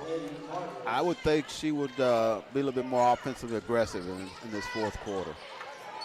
So contact in the lane, surprise no foul. Kalia Hines lights one up from just inside contact. It looks like we have an injured Cardinal, but Kalia Hines knocking down a nice jump shot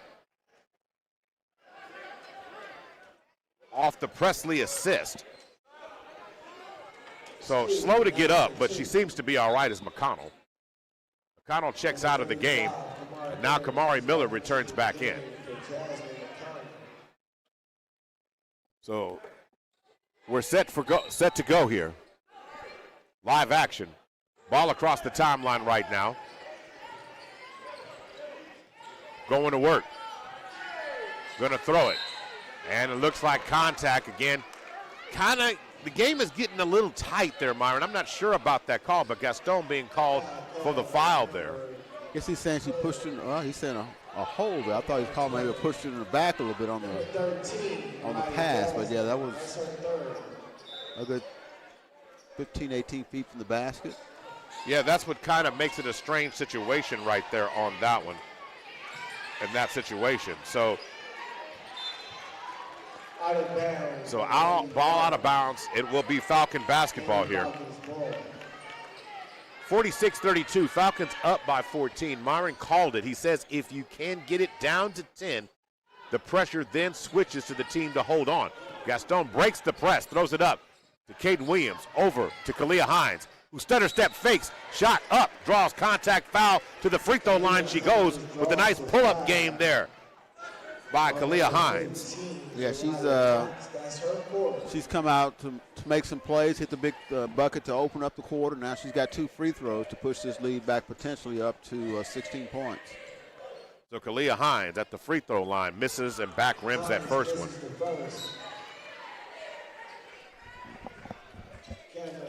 So coming out of the game now goes Jariah Cox. Kalia Hines gets one more. Does not get that second one to fall. Rebound pulled down by Cox. 46-32. You got to hate that for the Falcons. Yeah, but again, the Falcons are going to have to buy my T-shirt. And I'm going to have to start quoting it as Miller up fakes and now dumps the ball around to Hammond. Hammond looking for space. She gets it to Counts. Counts loses it. Steal by Kalia Hines. Kalia Hines gets the steal and cashes in on the deal. She's showing her quickness. I thought she was going to reverse it there for a while. 48-32 is the score. Falcons look to push the lead back up. 6:16 to go. Kalia Hines doing a great job on the defensive end. Stepping through pressure. Back in the hands of Counts. Counts, ups, fakes, shot. It's good. 48-34. Kalia Hines now has it. Back to Presley. Inside pass to Caden Williams. Caden Williams thought she was fouled. Contact, she's going to get stripped. Bounce pass to the corner. Simone turns and fires a three, and she knocks it down. Back down to 11. So down to 11 just when the Falcons looked like they were ready to push it back from 16. A nice burst coming through by the Cardinals to the corner. Caden Williams now has it. Pass back up to Reagan Carey. Left wing. Presley thought about the three. Decided to pull back. Ball back in the hands. And a timeout being called here by Jackson, trying to slow the action down. 48-37, 5:20 to go. Myron, it's been impressive on how the Cardinals continue to fight to get in this game. Yeah, they could have rolled over after that second quarter. They only had 5 points, but they've come back to get this to 11 points. The free throw linesman was good to them that third quarter. In the second half of this one, Myron, it is 26-16. So you can clearly see that they've tried to cut that lead down by how they've been playing. And the Falcons have been doing them a lot of favors by missing all the free throws. Oh, yeah. They are officially 9 of 22, 41%. I've said it before, I'll say it again. Free throws are only free if you make them. If not, they cost you. And in this case, if the Falcons knock down even 50% of the free throws, there's likely no chance for East Central to get back in this game. Where on their side of the ball, 14 of 17, Myron, 82%. That is what kept them in the game to this point.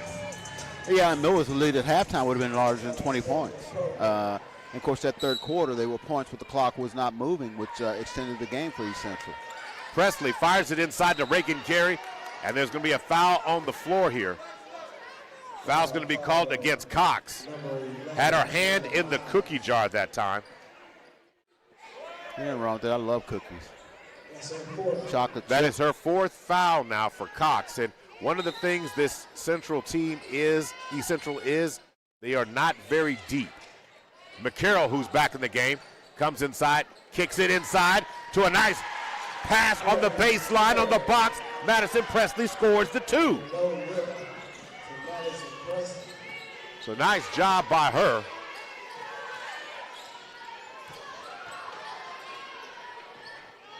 Pass in the corner. Three-point shot is no good by Hammond. She gets her own rebound. And then a three-point shot by Miller on the other side. We're at that 10-point deficit. So that's exactly what you've got going here. So it is now back to 10.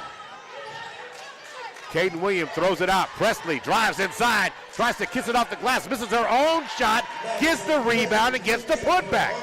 Madison Presley will not be denied. Yep, she'll be more aggressive this fourth quarter. She's got to be.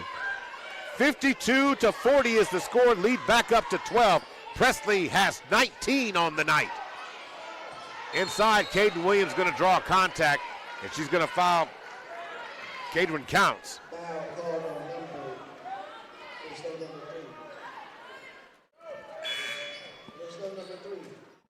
Foul called on number 2, Katie Williams, and that's her third.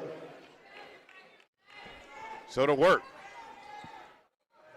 Bounce pass inside to Counts, and Counts gets the easy money basket on the cutting to the basket, moving without the ball, Myron, on an inbounds play, and it's back down to a 10-point margin. And it's going to be a jump ball situation, and it will remain with the Falcons there. Nice pursuit by Aaliyah Simone, who kept tracking the ball all the way to the baseline and never gave up on the play. McCarroll going to throw it into Reagan Carey, over to Mariah. Mariah back over to Presley. Madison Presley gets it over to Gaston. Gaston drives in the lane, back up top. Presley backs it up. Back in the hands of Presley on the left wing. Over to McCarroll. Over to Gaston.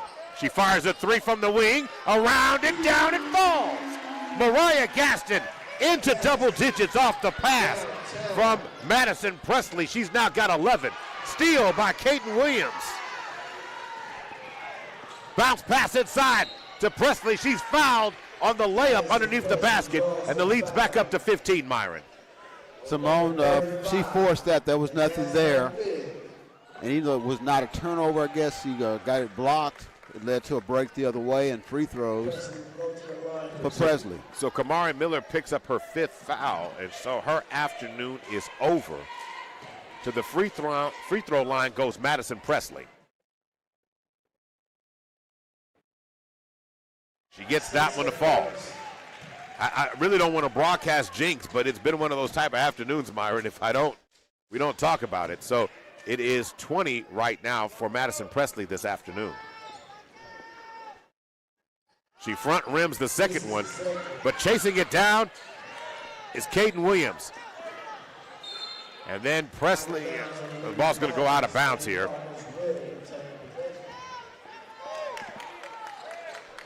Well, they've got the lead back up to 14 after it was a 10-point game, so Milwood has answered the run by East Central. We'll see if East Central's got another one in them.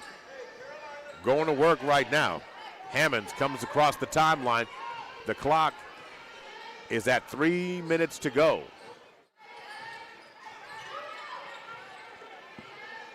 Falcons dropping back, content with letting them take down the clock. East Central taking more time than I thought they needed to. Simone swings it. Falcons double team. They trap. Driving to the basket, and Caden Williams is going to catch. Jasmine McConnell driving to the basket. So Caden Williams picks up her 4th foul. If you essentially like that, you got a chance for bucket. And, again, the clock's not moving. Let's see if she can hit the free throws. But they've done a good job of that in the second half. And she calls the bank. They've been banging them all night, man. And listen, hit that square in the back of the goal, Myron.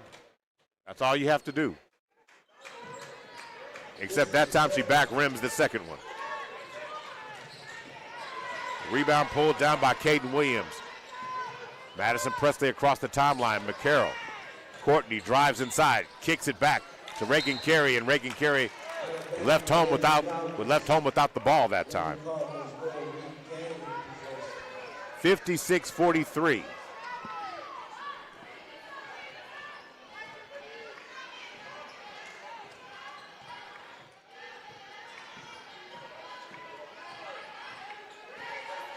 "21 seconds on the shot clock. Just about 2 minutes to play in this game. And nice job by McCarroll. Knocking the ball loose. Going to be a steal by Reagan Carey. Reagan Carey goes coast to coast. Kisses it off the glass. Shot no good by Carey that time. Rebound pulled down by the Lady Cardinals. The lead remains 13, Myron, with 1:55 to go. Those are one of those things you got to see if Coach Bruner wants his team to play with a little bit more tempo, because right now the clock is not your friend. And you've got to find a way to get that. You got to really press hard there, Myron, because right now the Falcons are doing a good job and content with letting you dribble the air out of the ball and let that clock expire. Yeah, I think he wants to call something. He didn't like the last possession where basically you had a player just throw the ball to the other end of the court hoping one of your teammates got it. So he wants to call something, design some play to get a good look, preferably a 3 if you can get it, to get it down to 10. Set your press, and then see if you can get a turnover. But more than he just wants to make sure they get a good look, because the last couple of possessions they've not been able to do that. Absolutely.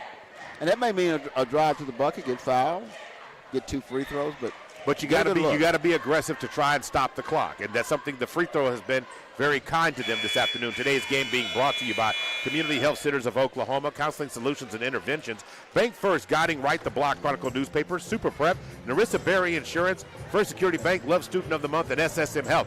And shout out Miles Perry, who is in the building today. Super Prep is here, and I know why he's here. He's here to watch a young man at East Central. Yes, that's what it is. 1:55 to go before the end of this contest. That game is following up right after this one. David Douglas is his name, I believe. Across the timeline we go. Throw the ball over to the left wing. Inside, Cox to the basket. She drives. I'm sorry, that's not Cox. That is Jayla Miles. And she did exactly what you said she was going to do. And Mariah Gaston picks up the foul. Yeah, gets up into the basket, going to the basket. If you can get an and one, that's great. At the very least, you get 2 free throws with the clock stopped at 1:39. Set your press, assuming she can hit 2 free throws. It's your fault, man.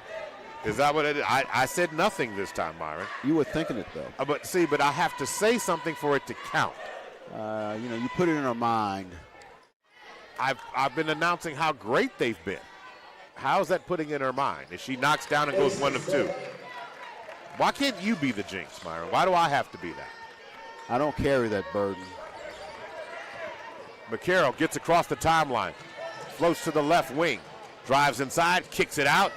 Madison Presley for 3. Front rims that shot. Shot no good that time.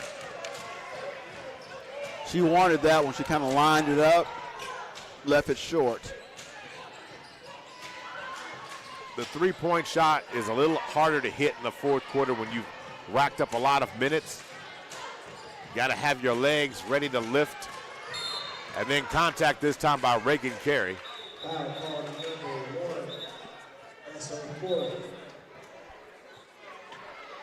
That's 4th foul on Reagan Carey. Team foul number 5. So to the free throw line goes Aaliyah Simone.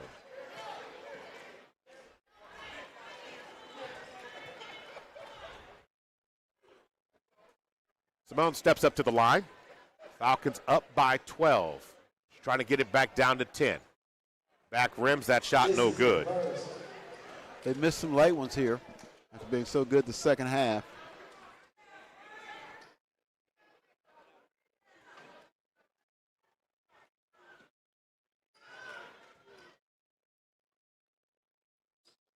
One of 2, she goes at the free throw line. It is 56-45. 11-point margin. Presley trying to get around and through the press. She's trapped right at half court. Looks like calls a jump ball situation, but Coach Jackson said she called the timeout. So it will be a turnover against the Falcons, Madison Presley. And here comes Aaliyah Simone. Again, with a chance to get it under 10. Under a minute, though. You got to go fast.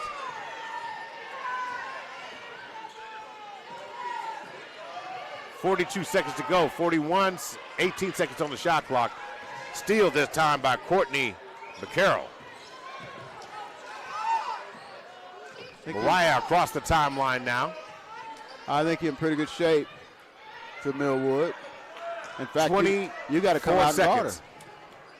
And right now, Gaston, you got a foul, is doing the best job she can with 10 seconds on the shot clock. It's about a 5-second difference, and they're content to let the clock expire. And that will be a shot clock violation with 3.5 seconds to go.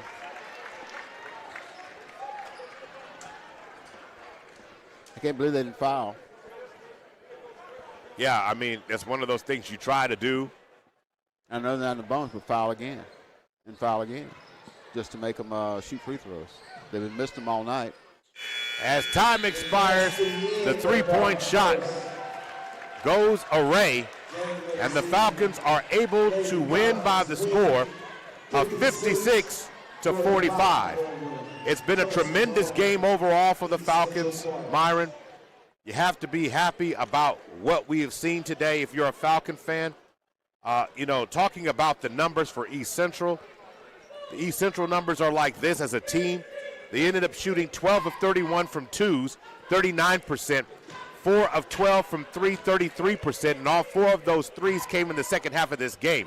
That free throw percentage was high, Myron, around 88% at its highest, but it fell down to 17 of 23, 74%, which is, of course, pretty good. From the Falcon perspective as a team, they ended up shooting 20 of 47, 43%, 6 of 15 from three, 40%. And you start talking about the free throw percentage, 10 of 24, 42%. So you're talking about 14 missed free throws. You hit 10 more of this. We're not talking about how close this game is in the fourth quarter of the game. In terms of rebounds, the Falcons themselves ended up with 27 rebounds in this game.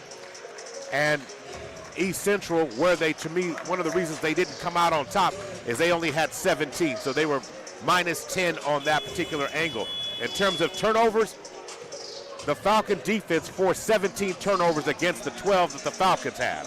So the Falcons being able to turn them over and the Falcons able to take advantage of those situations made it quite clear just how good that team really is today. And the Falcons just out-executed and got the rebounds when they needed to. Yeah, it's a good win for them. They, you were challenged there late in the second half when they made a run at you. They got within 10 a couple times, but you came back and answered there with a 4-0 run, things that nature kind of push you back up to 14, 15, 16 points. That's what you wanted to see. They obviously got to work on the free throws. That's something they'll do, I'm sure, in the next practice or whatever. But it's a good win. It's something you can build on. But also a coach likes things that they can look at and say, okay, but you got to work on this, this, and this to keep your team's attention and not let them feel too good about themselves. You know, they've got plenty of room to improve as this young season progresses. Now, as we go into work right now, looking at it overall, hey, the Falcons had the following scores here. Ariana Ingram finished with 1 point, 1 rebound on the day. Kalia Hines with 5 points in the game itself, also with 2 steals. Mariah Gatson, double digits with 11 points in the game. Also, she ended up with, she had 2 assists in the game. Lauren Carey, 4 points, 1 offensive rebound in the game. Madison Presley, 20 points, 4 assists, 3 rebounds, 1 steal, and 1 block in the game. Carrington 3 did not score any points in the game, but she had 1 assist and 1 rebound in the game. Caden Williams, 7 points, 8 rebounds, 1 assist, 2 blocks, and a steal in the contest finally. And then lastly, when you start talking about it, Reagan Carey, 8 points, 3 assists, 4 rebounds in the game, and 2 steals overall. So Myron, who would be the player of the game? Man, Madison was really good again. It's got to be Madison. I mean, she came through. Main Street Madison. I mean, she did an excellent job. Her stat line, again, 20 points, 4 assists, 3 rebounds in the game, Myron. She's got to be the super prep player of the game. Yeah, that run in the second quarter when they really kind of took over. She hit a couple threes, got a bucket. And then even when they got in the fourth quarter, she came through with some points as well. I mean, she's on the 9th grade, man. That's the crazy part about it. Yeah, I mean, she'd be our player of the game. She can score from 3-point range, but she can also do things inside. She's only going to get better, and she's probably going to even grow some more. And that is the skills that the Falcons had today. We're officially at intermission. The Falcons girls win for the second time as we're broadcasting this afternoon. And we will be back to get you set for the boys' game in about 6 minutes. You're listening to Millwood Falcon basketball. Girls win by the final score of this one. Want to make sure I get it right, 56-45. I'm Maurice Prince. He's Myron Patton, and we'll be back in just a moment.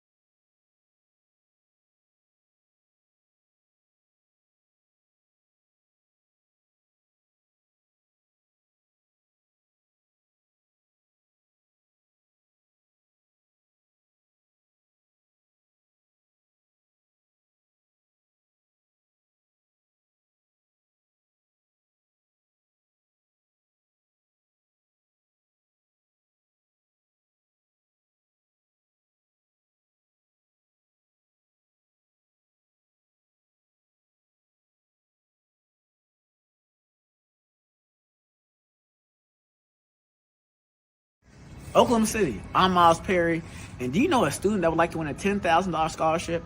Yes, I said $10,000. Love's Travel Stops and Country Stores and Perry Publishing Broadcasting are giving a graduating senior from a Oklahoma City Metro school the opportunity to win $10,000 by just registering online. Each month during the school year, a Love Student of the Month will be selected for registration, and for winning, they will qualify for Love Student of the Year and a $10,000 scholarship. Oh, you guys, to get it, you got to register at www.kvsp.com, and that is www.kvsp.com. Go get your $10,000. Injuries don't wait.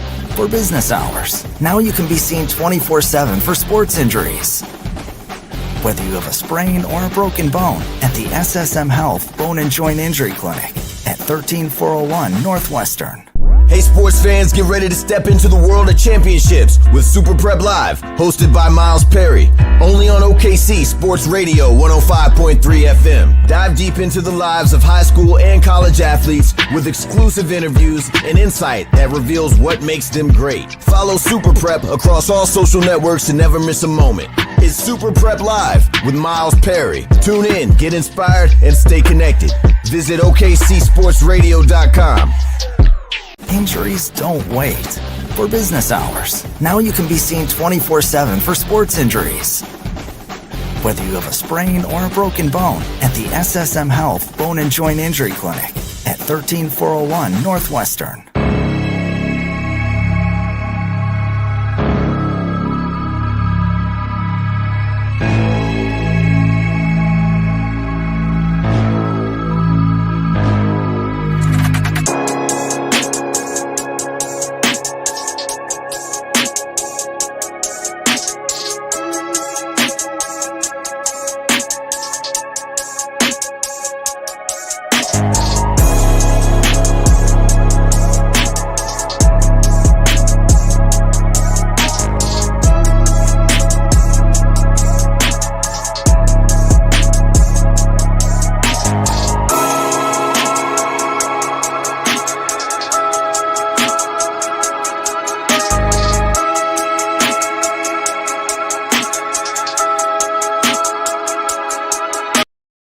This broadcast is the exclusive property of Perry Publishing and Broadcasting Company. Any rebroadcast, retransmission, reproduction, or any other use of the accounts, descriptions, or audiovisual elements of this broadcast without the express written consent of Perry Publishing and Broadcasting Company is strictly prohibited. All rights reserved.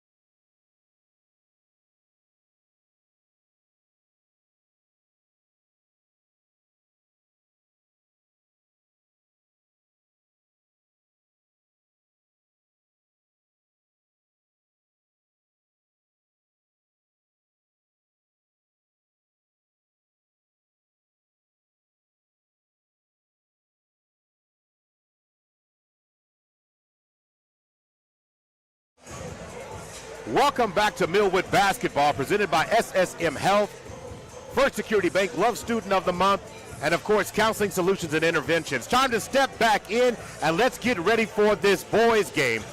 One of the most anticipated high school games on this early season calendar is one today of undefeated Class 5A East Central as they face the Class 3A number 1 team and the ranked, of course, the mighty Millwood Falcons. Now the Falcons, of course, are 5-1 this season. They won 2 out of 3 at the Hoopin' on the Hill tournament just a few weeks ago, last week, in Fayetteville, Arkansas. They won the high school battle against Columbia, Missouri, 73-53, and they also beat the host team, Fayetteville, by the score of 78-55. Now, this Falcon team continues to be impressive. They outscored their opponents by nearly 15 points per game, and this team continues to show their experience, their grit, their moxie, and this team refuses to shy away from any challenge that they face, and they're ready to play tonight. Why? Say no more. East Central Cardinals are 4-0. There's been a lot of chatter about this game all week long. Now, I know they're ranked on somebody's chart somewhere, Myron, regardless of what anybody wants to say. Because, and if you're having a hard time finding them, it won't be that way for long. They've been beating teams by an average 26.7 points per game, and this team, if they're flying under the radar, looking to make a statement, look no further than the opportunity that's in front of them tonight. And they've got one of the best players in the state right now playing for this team, so you got to talk about him, Myron, when we start talking about this East Central squad. Yeah, David Douglas is a sophomore in high school. He had 42 against Durant a couple weeks ago, and he's creating a lot of buzz around the state. You know, in fact, it's a really good crop of young players that are coming up in the next few years, and he's one of them. And I mean, I know personally some guys, because we don't, unless you're going to travel to Tulsa, you don't really get to see him play. And so I know a bunch of guys in the stand who want to see what this guy's all about. He's a combo guard, and he's probably going to get a lot of attention on the national scene, depending on what he does over the next this season and next year, going to his senior year. But really good player at East Central. They've always got some really good athletes. This will be a fun game tonight. As you know, Millwood, of course, in this great field house that they have the lower bowl and they have the upper bowl. Yeah. When the upper bowl is starting to fill up, that lets you know there might be bedlam going on at the Paycom Center, but there's about to be some pride and some high-energy basketball played at the Fieldhouse tonight. And I'm encouraging, if you're watching on PPBC TV, to make the trip over. Myron, one of the things I've always admired about you is, yeah, you talk about how great Thunder games are, but a big-time high school basketball game garners as much attention from you as anybody else. Well, if I wasn't doing the game, I'd be here anyway. I'd be upstairs somewhere watching the game. But no, I love high school athletics. I mean, this is where the players started. Before Trey Young was Trey Young, he was Trey Young, and Blake Griffin and all these other guys are in the NBA, or Trey Alexander now with the New Orleans Pelicans. So this is a lot of fun. I'm looking forward to tonight's game. No doubt, and we're happy to give it to you. When it comes to Dorian Williams and his team, he's dealing with the team that is the defending Class 3A1 state champions. And he is very, blessed, or have in his treasure chest of weapons, to have guys on his team that not only understand, but they embody what he is and what this Falcon program is. And they are simply outstanding. They are simply sensational. It's amazing to watch them play, and they are so good at it. So here's the starting lineups for the teams. DeAndre Rhodes is the first one called for East Central. Gregory Nash is the next one. They call him G Nash, of course. So Ricky Trey Bruner is the next one. So number 11, David Douglas. Number 15, Jordan Otto. So number 13, of course, talking about Terry Green over that on that. So making sure that they have everything lined up correctly on here. And here's the starting lineups coming in just a second for the Falcons as they make their presentation. I had a video when I was in high school. Was it shown on a huge Jumbotron? Oh, yeah, huge Jumbotron. Huge, yeah. Is that the TV you had to use the antenna to tune in on? actually it's just a picture we draw of ourselves on a piece of, construction paper and hold it up. I believe that's exactly what it looked like there. No, we didn't get this kind of stuff. Videos and no. So as we're set to play here, the Falcons are going to get introduced here in just a second, but their new Jumbotron here, of course, at the Fieldhouse is very impressive. And then, your starting lineup for the 2025 3A State Champions.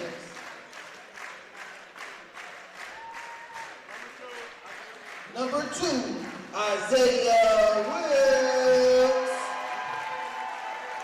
Number 3, Amari Barrett. Number 5, Chris Clay. Number 21, Javier Richards. And number 23, Jonathan Van Buren. It is the group that is basically the core of this team. And when you have to say their names, you know who they are. These are guys who have been growing up in this community for a long time. They are the face of this community, a part of what's making this program here at Millwood so special. Isaiah Wilkes, Amari Barrett, Chris Clay, Javier Richards, and Jonathan Van Buren.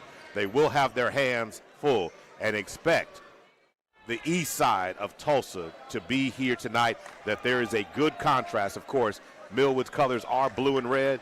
East Tulsa Central, if you want to say that, Myron, is red and white. And I'm going to tell you right now, one side of the gym has got all blue and one of them got mixed in between here. There's a whole lot of red. It is going to be a lot of fun tonight. Yeah, it will be. And, of course, Millwood's, we think of good teams, we think of offense. Well, think about Millwood. They've got a number of guys that are really good defensive players that they can throw at a particular player or whatever. So they're interested to see how they match up tonight, how they look to slow up David Douglas. Going to get the ball in the hands now of Isaiah Wilkes, controlling the tilt. Going to set it up, and now going to work. Amari Barrett up top. Chris Clay up top to Javier. Over to Van Buren. Van Buren on the left wing. Going to get the ball in the hands of Isaiah Wilkes. Maurice Prince and Myron Patton on the call. They're going to call they're going to call an offensive foul. Illegal screen. So against Javier Richards, gets the illegal screen starting off all the way. So they're going to move the meter. So here we go. Ball back in the hands now. Coming across, David Douglas, and now they're going to, okay. They were giving Javier an opportunity to address his shoes. Lays him up tight. Douglas now with it, hands it over to Gregory Nash. Nash has it. It's going to be stolen by Isaiah Wilkes. Isaiah Wilkes to the cup and lays it up nicely. He gets the steal and the deal. Isaiah Wilkes with the 2 early to start this game. He shot the passing lane and got an easy layup. Again, they're a really good defensive team. Going to work right now. Javier stepping out. The Falcons will switch at every position.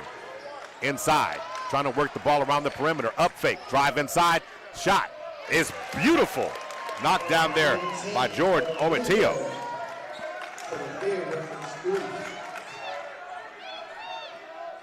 All tied up at 2 now. Ball in the hands of Chris Clay on the left wing, up top to Isaiah Wilkes. Cross court over to Van Buren. Van Buren looking. Swings it to the corner. Chris Clay for 3. Chris Clay can't get it to fall, but Amari Barrett gets it back. And before he can reload, there's going to be a contact and a foul on the call there. I want to show out Coach Paris, who is the head coach, of course, for East Central. That is Michael Parrish.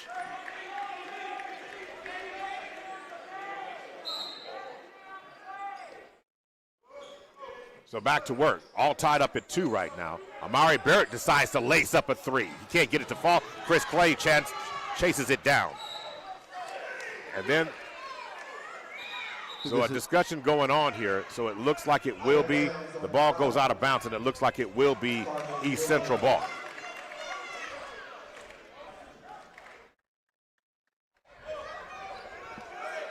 So now to work. Nash is going to inbound the ball now. trying to bring the ball around. Good defense, but he gets around Javier. They kick it to the corner. Three-point shot from the corner is no good. Rebound by by Amari Barrett. And to the lane, Barrett goes, and they're going to call an offensive foul against Amari Barrett, who wanted to drive and kick, or drive and dump, if you will. But they're going to call him with the foul. Second team foul against the Falcons right now. All tied up at 2 right now. 6:05 to go in the first. Across the time, Bruner being picked up by Javier. Swings it up top. Inside. And is going to lose it. Her ball's going to be knocked loose as Rhodes was trying to go inside. Chris Clay dislodged it. So at 5:50 to go, it's all tied up at 2 right now. Millwood in that man-to-man defense again. They can switch. Going to throw the ball in.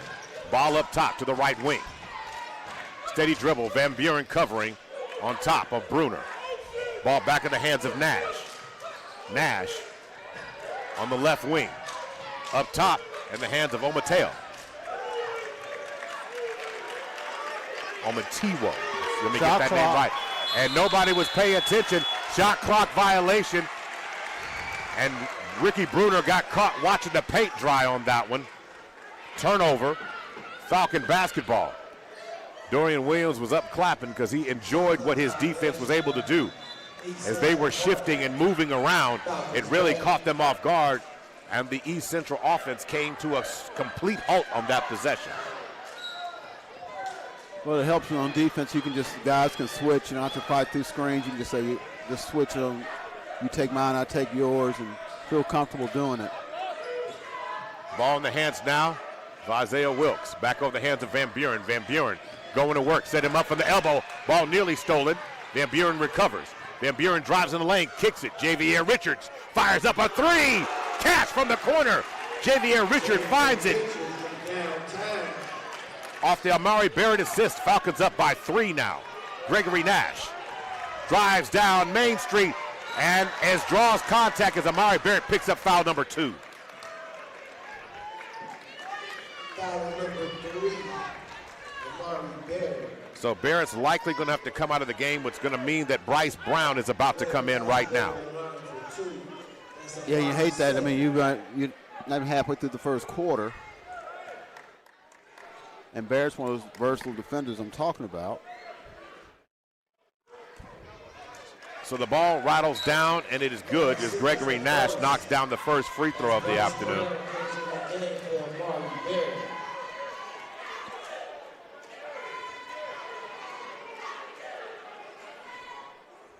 So at the free throw line right now is Nash. Nash fires. Shot no good. Rebound pulled down by Van Buren. Bryce Brown, who's checked in the game, gets the ball over to Chris Clay. Over to Van Buren at the top, working the ball around the perimeter. Without Amari Barrett in the game, let's see how Jonathan Van Buren responds, because his role is definitely expanded now. Bryce Brown. Bounce pass over to Van Buren. Van Buren in the lane, kicks it inside to Javier Richards, and scores the basket on a beautiful pass from JVB, who sit at FedEx. I don't even know if Amazon needed to deliver that one to him, Myron. Well, he hung around a little bit in the air and kind of took the lick and then able to put it home for the old-fashioned three-point play, showing his athleticism and his touch around the rim. All right, so as it stands right now, Javier misses the free throw. Well, let's not take the women's game. We've hit any free throws, the girls' game. Behind the back dribble right now. Javier stepping out on him, doing a good job. Going to throw it to the corner. Back up top. A three-point shot as their own, and they answer it as Ricky Bruner knocks it from downtown. 7-6 is the score. Bryce Brown with the ball on the left wing. Swings it over to Van Buren. Van Buren at the top of the circle. Almost loses it. Chris Clay has to track it down. Into the corner. 3:48 to go. Inside, Javier. Shot is blocked by Douglas. on the other end, and the ball's knocked loose by Bryce Brown. Tremendous hustle, never giving up on the play and knocking that ball and jarring it loose. A lot of effort being given on both ends of the floor by both teams. The block on one end would look like it's going to lead to a layup on the other end by East Central, but ball slapped out of Bruner's hands. Up fake by Douglas. Chris Clay does another good job of covering him. Going to throw it to the right wing. Being covered by Javier now. Kicks it. Douglas for three. Douglas's shot bounces on the top of the goal, and they're going to say it goes out of bounds. It will be Falcon basketball.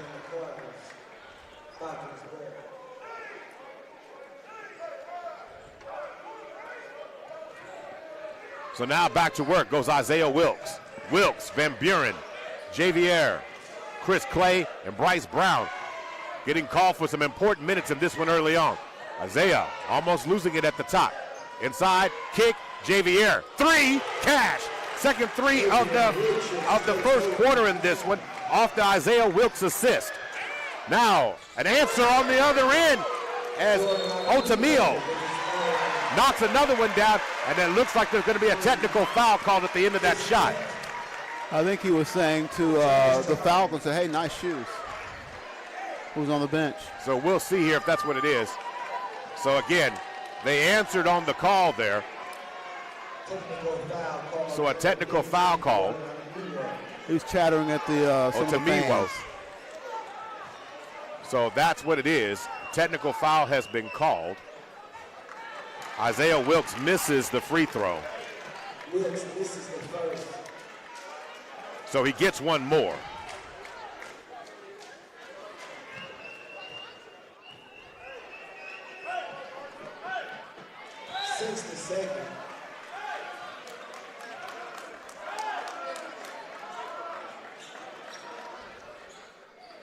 He goes 1 of 2 at the free throw line. It's 11-9 is the score.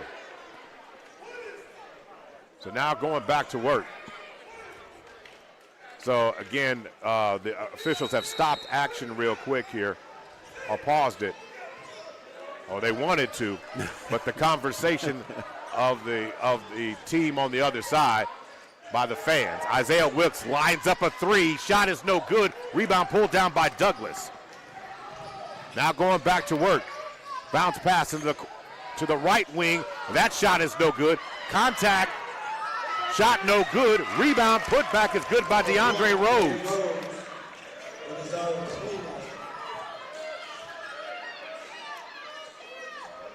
All tied up at 11 now as Isaiah Wilkes tries to answer on the other side. Amari Barrett gets the rebound, who checked back in the game. Van Buren from the elbow is going to be fouled by DeAndre Rhodes on the shot. Caught him on the, as they say, the old snake bite. That's his second. Now Barrett's got it. He's back in there. He's got to stay away from that third foul. They're showing a lot of confidence in him. They know him well, obviously. So Van Buren at the free throw line. And he gets that one to fall. So as it is right now, 12-11, Falcons back up on top, and Amari Barrett checks back out of the game wisely, and Bryce Brown comes back in. So 12-11, Falcons up by 1. Falcons on the floor, Bryce Brown, Javier Richards, Van Buren, Wilkes, and Clay. Rattles it, but Van Buren's shot does not stay down. Rebound pulled down by the Cardinals. Cardinals have been very good from deep early. Cross-court pass over to Deani Smith. Now ball back in the hands of Bruner, who has a three-pointer in the quarter. Good defense being played by Van Buren and taps it away. Ball in the hands of Wilkes. Wilkes hits the Jets, glides to the glass, can't get it to fall, and they're going to wave the shot off. But Bryce Brown said, I want all of that, but he doesn't get it. So Wilkes misses the basket, but he is fouled on the play. But Bryce Brown wanted every bit of that rebound and an opportunity. So Bryce Brown thought he got it. He said, I did get it. Y'all just didn't give it to me. So as it stands, it's Isaiah Wilkes. Wilkes at the free throw line. See if he can get some more going here. Isaiah Wilkes now with 4 on the night thus far.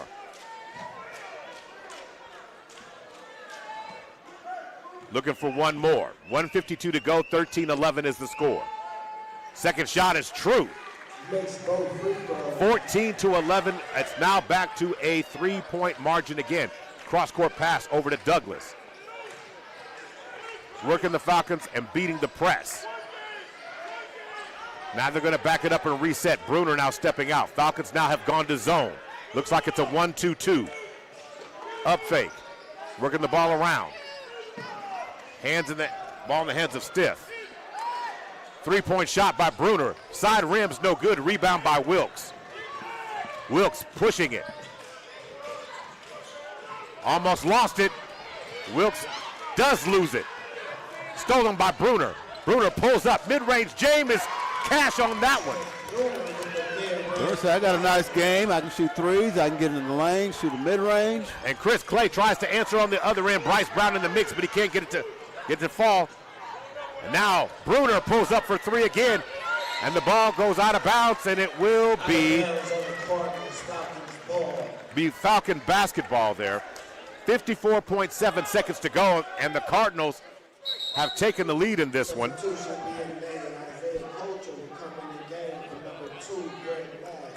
I'm sorry, they did not take the lead in this one. It's 14-13. They had it incorrect on the scoreboard. So in the game, Tariq Kaba comes in for Chris Clay. 14-13 is the score. Ball back in the hands of Bryce Brown. So you got Brown, Javier, Wilkes, Van Buren, and backcourt violation. Brown with the turnover, and he's a little upset about that one. But that was an unforced turnover there. And East Central is too good to make simple mistakes like that. A little bit too much dribbling. 45.4 seconds to go. Ball in the hands now of Douglas. Douglas across the timeline, being picked up by Wilkes. 3-point shot from the right wing. Shot no good. Rebound by Javier.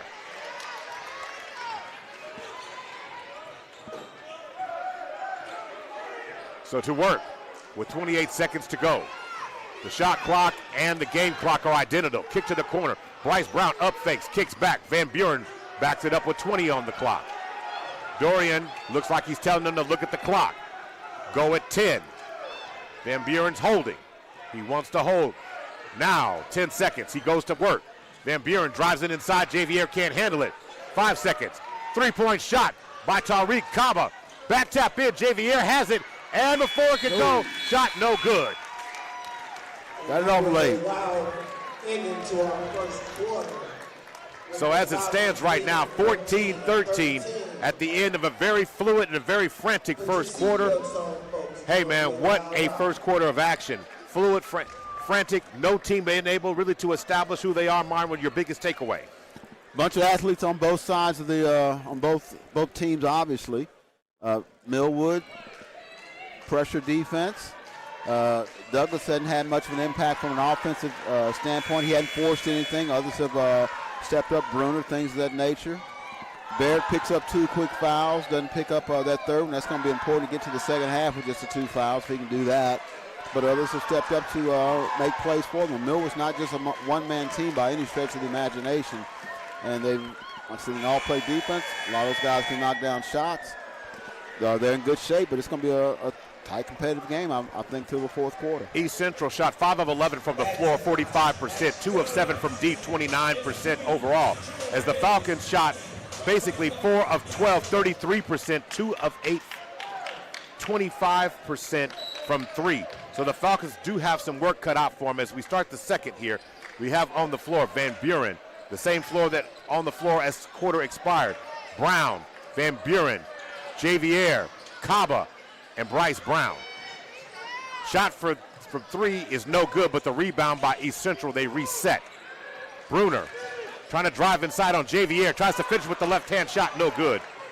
Rebound pulled down that time by Van Buren. Van Buren at the top. Drives to the lane, Van Buren kisses it off the glass. Shot no good for Van Buren that time. Rebound, East Central. Inside goes Douglas. Douglas driving through contact. So now we're going to have a substitution coming in from the Falcons right now. Harlan Fleming getting ready to check in the game this time, following Douglas, who's about to have his opportunity to shoot free throws here. Yeah, defender wasn't square up on trying to take that charge. So this is a chance to be Douglas's first points for tonight. And the shot is good.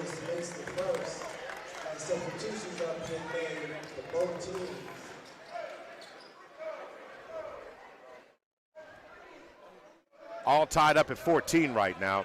And then Amari Barrett has come back in, along with Harlan Fleming with Isaiah Wilkes. And it looks like Kaba has come out of the game right now. Contact. Douglas almost had the steal, but he was out of bounds. So they do have the lead now by 1, 7:18 to go. Amari Barrett into Isaiah Wilkes, 7:18 to go in the game. Wilkes looking for space to operate. Good defense being covered at top now. Working the ball. Baseline goes Jonathan Van Buren, who kisses it off the glass and scores. Power basketball at its finest. Jonathan Van Buren doing it. And Douglas fires a three. Can't get it to fall. And an offensive foul is being called for a push underneath. So looks like Fleming ended up with that rebound there. So foul situation now. First foul. Both teams have a foul in this quarter. Javier trying to get some moisture off the floor before action resumes, but 16-15. So to work, here we go.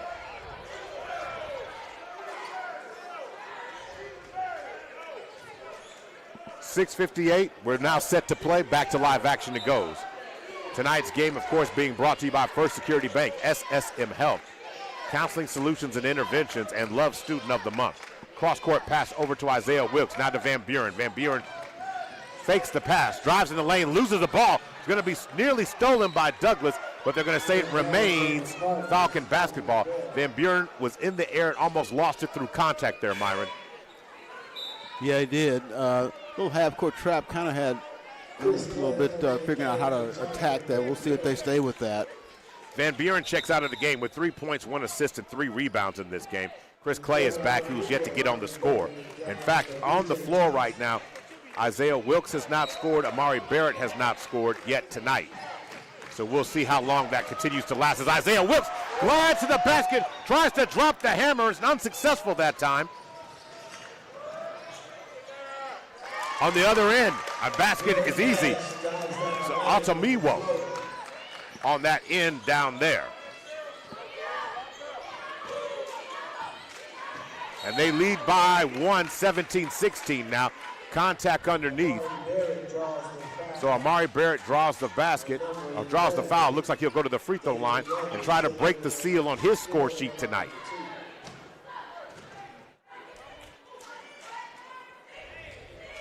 Steady dribble. Barrett lines it up and fires, and his shot is true and pure. All tied back up to 17. Future Ball State basketballer. Like I said, he can go across the line, guard a lot of different type of players, guards, forwards. Rebound pulled down by Tulsa East Central. Ball on the left wing. Falcons again fighting over the screen, something you like to see.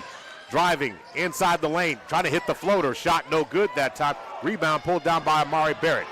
Chris Clay glides to the lane, loses it. Barrett ends up picking it up, and Barrett finishes underneath. And Barrett using the muscle memory shot underneath the lane, and a nice job by him on that, following up the Chris Clay miss that time. Just an active player, man. He's active around the boards. Runs the floor well. You know, that's exactly what you want to see from them on that standpoint there, Myron. And you're talking about 19-17, a very close contested game. This is a game of runs, obviously, but if you're a Falcon fan watching this game tonight, one thing you want to see is how this team handles the direct pressure and the talent. East Central clearly has the skill, and what's been impressing me is their ability to hit the deep ball, Myron. So far in this game, East Central, they probably hit them at a much higher percentage, but 2 of 9 right now. But they can definitely have now problems pulling up from 27 and 28 feet out. They're not just shooting the toe on the line or near the line on this one, Myron. No, they're not a one-man team like, David Douglas is the guy that is kind of the name guy, even though he's just a sophomore. But they've got a well-rounded team, a number of guys that can hurt you. And I'll give Douglas a lot of credit. He didn't seem to come into a game figuring I got to do this and, take a bunch of shots. He doesn't mind giving it up. Bruner is back in the game as well. Douglas on the left wing being guarded by Chris Clay. Fleming stepping out to cover Gregory Nash. Nash to the right wing. Shot is blocked that time. Good contest by Isaiah Wilkes that time. Ball trickles free, but Isaiah Wilkes is going to get credit for the block on that one, altering the three-point attempt there by East Central on that last possession. 5:27 to go. Wilkes going to throw it in. Amari Barrett has it. Barrett inside the lane. Reverse pivot. Tries to dump it down to Chris Clay. Shot no good. And here comes East Central. And Douglas glides to the basket again. And an offensive foul is the call as Douglas tried to get it. Nice draw again. And you got to talk about that. Again, Myron, is just the Falcons willing to hustle and make that extra play. Yeah, and he missed the layup anyway. So that's a double whammy. So he picks up the foul and he missed the layup. So got deep. So, in other words, again, ball's in the game here. Ball's back in play, excuse me. Isaiah Wilkes across the timeline now. Wilkes trying to work the ball around the perimeter. Drives down Main Street. Isaiah Wilkes kisses it off the glass, around and down it goes. 21-17 is the score. Across the timeline goes Nash. Nash looking for space to operate. Fleming doing a good job covering out and making him work. Ball to the corner. Back up top to Nash. Nash covered by Fleming. Fleming. And it's going to be blocked again. Isaiah Wilkes using his tremendous skill, his ability to get off the floor and hops and to alter shots, and that's his second block of the first half, Myron. Well, that's what they've got a number of guys that play good defense for you. And, of course, he's headed down to Louisiana to play for Quantas White. First-year coach, former guard for Kelvin Sampson at Oklahoma back in the early 2000s. And long-time assistant for Kelvin at the University of Houston. Working the ball around, back in the hands of Nash. Nash thought about the three. Good job by Javier cutting him off. Ball still working around the perimeter on the left, up top. 1 second on the shot clock, and again, shot clock violation as the Falcon defense has that Central Cardinal offense on lock. They're not paying attention, Myron, and once again, a tremendous job by the Falcon defense, forcing a turnover. Second shot clock violation where they're not even clued in that there's a 35-second shot clock. And yes, they do have that in Tulsa. So Chris Clay now has it. Ball in the hands, fired from the corner, shot no good. Javier ends up getting it, and they're going to call a foul against Javier. Foul's going to be called. So substitutions are coming in, and it looks like there's going to be another foul called against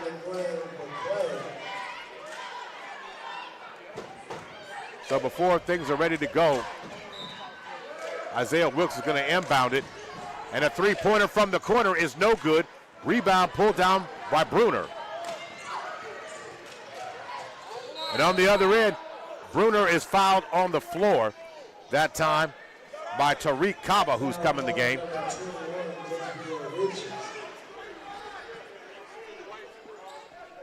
Barrett checked back out of the game. So you got Van Buren in the game, along with Wilkes on the floor. Pull-up shot by Nash is no good. Rebound pulled down by Kaba. Across the timeline goes Van Buren. Van Buren on the left wing. Van Buren pulls up from the elbow, and his elbow jumper is nice for Van Buren, who's got 5 points. he just kept on going. They weren't going to stop him until he got in range and hit that nice little mid-range shot. 23-17, ball up top. Ball on the right wing. Gonna be stolen that time by Kaba. Kaba with the spin move, drop down. Inside goes Fleming and he scores. Nice assist by Isaiah Wilkes. Timeout on the floor. East Central needs a full one. And we'll take a quick break as well. You're listening to Millwood Falcon Basketball, brought to you by First Security Bank, SSMF. Counseling Solutions and Interventions, and Love Student of the Month.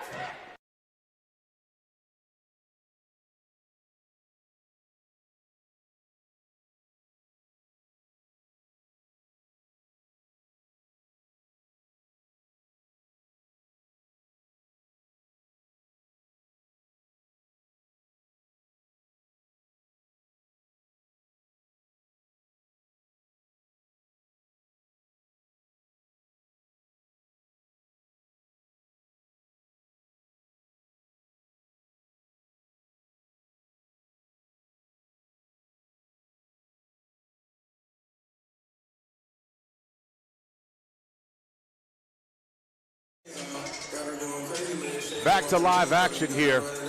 Maurice Prince and Myron Patton on a call. Tremendous game we're witnessing here. Great Saturday night basketball. Back to live action. East Central's going to get it inbounded. Falcons up by 8. Nash throws it ahead to Bruner. Back to Nash. Great job by the freshman, Fleming, who's been really good in this game today. Going to swing it back over to Bruner. Back up top to Montgomery. 10 seconds on the shot clock. The Falcons defense again being smothering, suffocating. They can't figure it out. 3 seconds, they turn and fire. And Amari Barrett comes up and gets the rebound that time.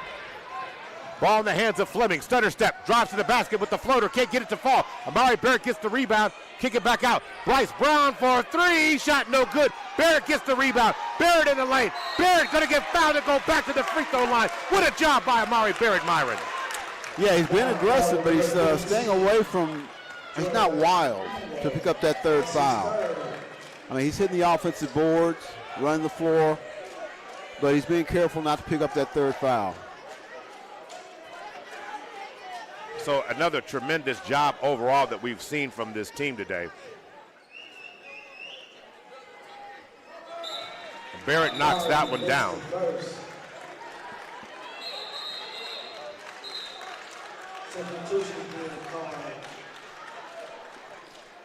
He said, I did not say you can come in just yet. So you got to wait just a second.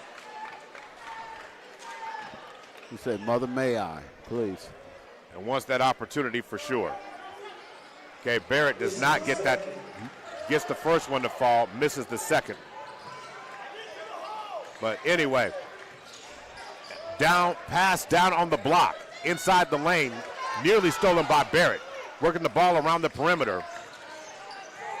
And on the other end, shot around and down by Nash.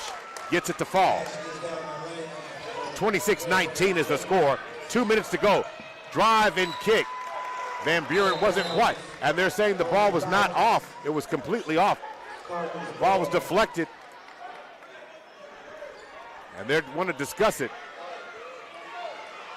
But they're saying it's East Central ball, but that ball did not hit off of Van Buren at all. So Van Buren comes out, Isaiah Wilkes returns. So Kaba, Fleming, Brown, Barrett, and Wilkes. Isaiah Wilkes playing safety in this possession here. Ball deflected by Fleming. What a job by Fleming. Coming in the game, trying to make an impact, and he has, Myron. Just fighting for everything he can get. Yeah, they're in a zone, but it's an active zone. They're coming out challenging the ball and trapping and everything else. And they're going to call steps in the lane. Working it around. Otamiwo going to be called for steps. 26-19, another good job as he's trying to draw the third foul on Amari Barrett. 96 seconds to go. Barrett has done a great job of not picking up that third foul. Isaiah Wilkes in the lane, wheeling and dealing and drawing contact, and back to the free throw line he's going to go. Foul's going to be called against Isaiah Coulter. So Isaiah Wilkes has 7 first-half points. Can he get to 8 and 9 right now and push the lead to 9?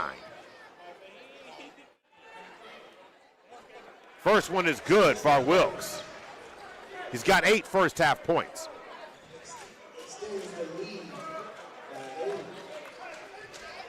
Van Buren comes to the scores table. Let's see who he's coming in for. Wilkes knocks it down. It's a nice job by him. And, of course, nice decision by Coach Dorian. Knowing Amari Barrett has that second foul, he brings back Van Buren, who doesn't have any. Ball in the hands now of Douglas. Bruner over to Douglas on the left wing. That ball's knocked loose by Fleming. Douglas retrieves it. Douglas in the lane, dumps it down. Around the goal he goes, and he loses it. Or the ball's knocked out of bounds, and it looks like it will be Cardinal ball. Yeah. Somebody got a hand in there, was able to knock it out of his hands. Bruner gets it into Douglas.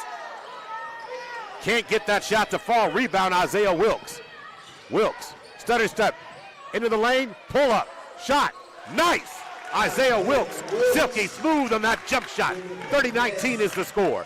Under a minute to go. Ball in the hands of Bruner, back to Nash. Cross court to Douglas. Nash, left wing, wide open, three-point shot, and Nash gives him all 3 of them. 30-22, 8-point advantage. Van Buren across the timeline now.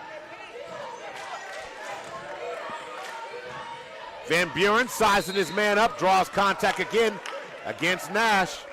No, the foul's going to be called against number 15, Jordan Otamiwo. That is his 4th foul.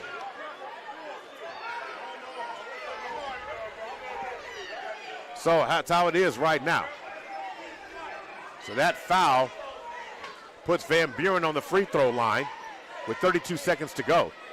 Kind of interesting, Myron, that Coach Parrish elected to leave Otamiwo on the floor with 4 fouls. He's trusting to get to the 32 seconds, I guess. Yeah, you're only down 8. Van Buren knocks down the free throw, gets his 6th point. And coming out of the game is Thompson. And into the game also goes Stith. And coming out of the game goes Coulter. So 32 seconds to go. Front rims that shot.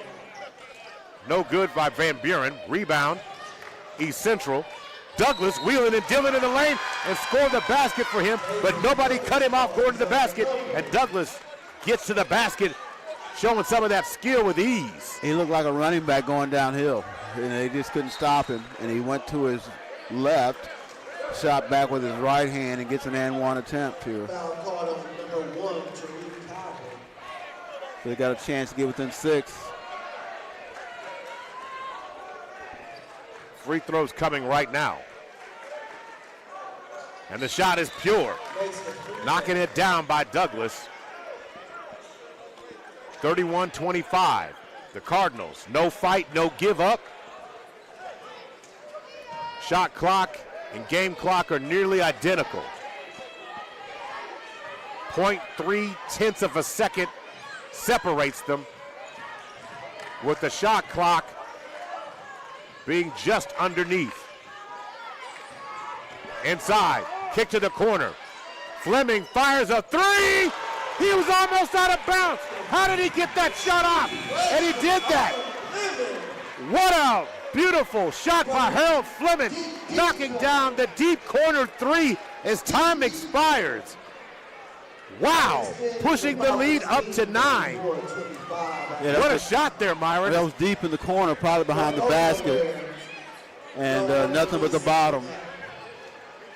I mean, that's a heck of a shot. Gets him up by 9 going into halftime with momentum. Without any question. If he doesn't hit that, East Central, you're feeling pretty good, only down by 6. All right, it's the Love Student of the Month halftime reports coming up next. We'll be right back. He's Myron Patton. I'm Maurice Prince. This is Millwood Falcon basketball right here on PPBC TV and OKC Sports Radio 105.3.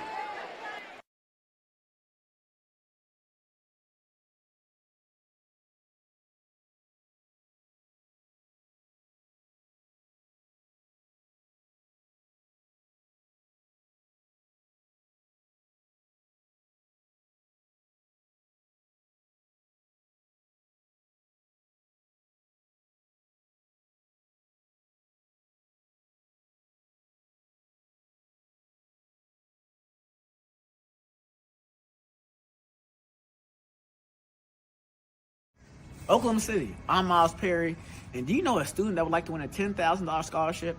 Yes, I said $10,000. Love's Travel Stops and Country Stores and Perry Publishing Broadcasting are giving a graduating senior from a Oklahoma City Metro school the opportunity to win $10,000 by just registering online. Each month during the school year, a Love Student of the Month will be selected for registration, and for winning, they will qualify for Love Student of the Year and a $10,000 scholarship. Oh, you guys, to get it, you got to register at www.kvsp.com, and that is www.kvsp.com. Go get your $10,000. Injuries don't wait. For business hours, now you can be seen 24/7 for sports injuries. Whether you have a sprain or a broken bone, at the SSM Health Bone and Joint Injury Clinic at 13401 Northwestern. Hey sports fans, get ready to step into the world of championships with Super Prep Live, hosted by Miles Perry, only on OKC Sports Radio 105.3 FM. Dive deep into the lives of high school and college athletes with exclusive interviews and insight that reveals what makes them great. Follow Super Prep across all social networks to never miss a moment. It's Super Prep Live with Miles Perry. Tune in, get inspired, and stay connected. Visit OKCSportsRadio.com. Hey, what's up, guys? Jay Swick here. Now, I know a lot of you guys have hit me up wondering about Prize Picks, and I'm here to tell you it's the real deal. Utilize your sports knowledge and turn it into cash. Seriously, all you've got to do is download the Prize Picks app today and use my promo code SWIXPICKS. That's right, SWIXPICKS is the promo code. You get $50 in free lineups when you play your first $5 lineup. You don't want to miss out on that. Flex your sports knowledge and get cash for it. Do it today. Prize Picks. It's good to be right. Oklahoma City, I'm Miles Perry, and do you know a student that would like to win a $10,000 scholarship? Yes, I said $10,000. Love's Travel Stops and Country Stores and Perry Publishing Broadcasting are giving a graduating senior from a Oklahoma City Metro school the opportunity to win $10,000 by just registering online. Each month during the school year, a Love Student of the Month will be selected for registration, and for winning, they will qualify for Love Student of the Year and a $10,000 scholarship. Oh, you guys, to get it, you got to register at www.kvsp.com, and that is www.kvsp.com. Go get your $10,000. Injuries don't wait. For business hours, now you can be seen 24/7 for sports injuries. Whether you have a sprain or a broken bone, at the SSM Health Bone and Joint Injury Clinic at 13401 Northwestern.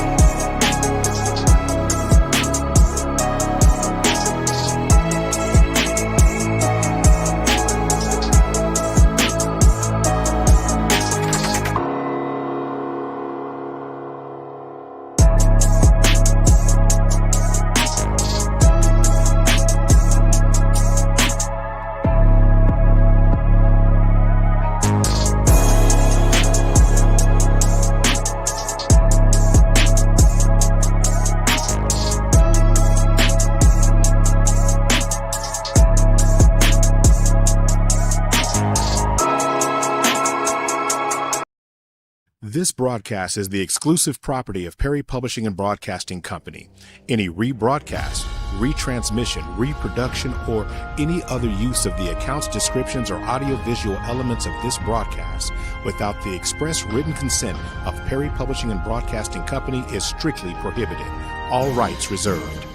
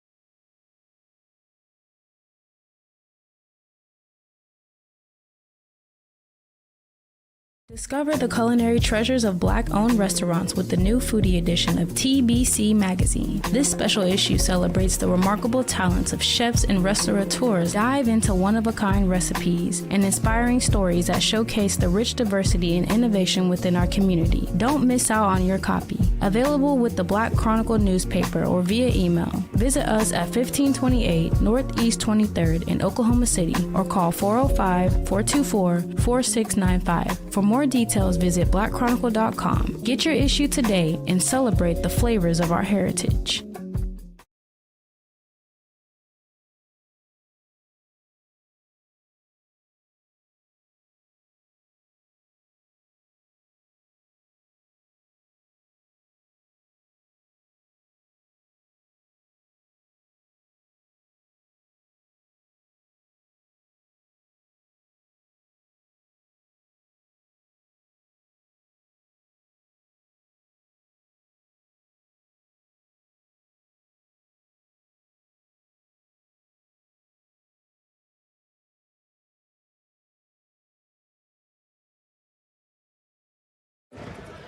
Welcome back to the Love Student of the Month Halftime Report. Maurice Prince and Myron Patton on the call. Myron, your biggest takeaway of the first half that you saw? Well, biggest first half, I think Millwood's done a really good job just kind of getting after them defensively, you know, in terms of putting pressure on East Central. David Douglas has not, I won't say hadn't had a big impact, but he hadn't had a big offensive impact, I think, like a lot of people thought he would. Amari Barrett picked up 2 quick fouls within first two and a half minutes of the game. Still stuck on the 2 fouls. I think that's big going to the second half. And what a job by Dorian Williams managing his minutes, and what a job by Jonathan Van Buren not also getting into foul trouble and playing that rover role so well that Amari Barrett does for this team. Yeah, and Barrett played, but he's smart enough not to pick up that 3rd foul. And I think Dorian Williams obviously knows him very well, and that's why he put him back in there and trusting he would pick up that 3rd foul. Obviously, Isaiah Wilkes has had a big first half as well. You know, his dad is in Las Vegas. Thunder getting ready to play the NBA Cup game here tonight at 8 o'clock, so he won't get to see his son show out what he's doing, but I'm sure Isaiah will be heading home tonight to watch the game on television or whatever. But, you know, Millwood, you talk about them, it's never about just one guy. It's about an entire team, a well-balanced team. But give East Central credit.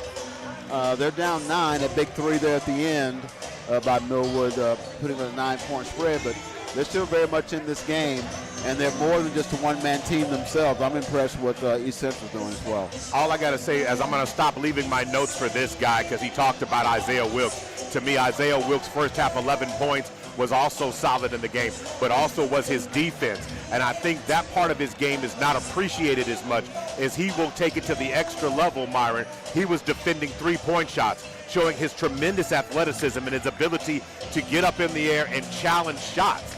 2 blocked three-pointers in the first half alone. He's the high flyer for the Falcons with 11 points. As a team comparison, Tulsa East Central is shooting 50% from twos, 27% from threes, 15 rebounds to Millwood's 18, so they're -3 on that. They also are -4 on the turnover margin because Millwood only has 2 turnovers where they have 6. And 2 of those were shot clock violations that really hampered them on offensive sets.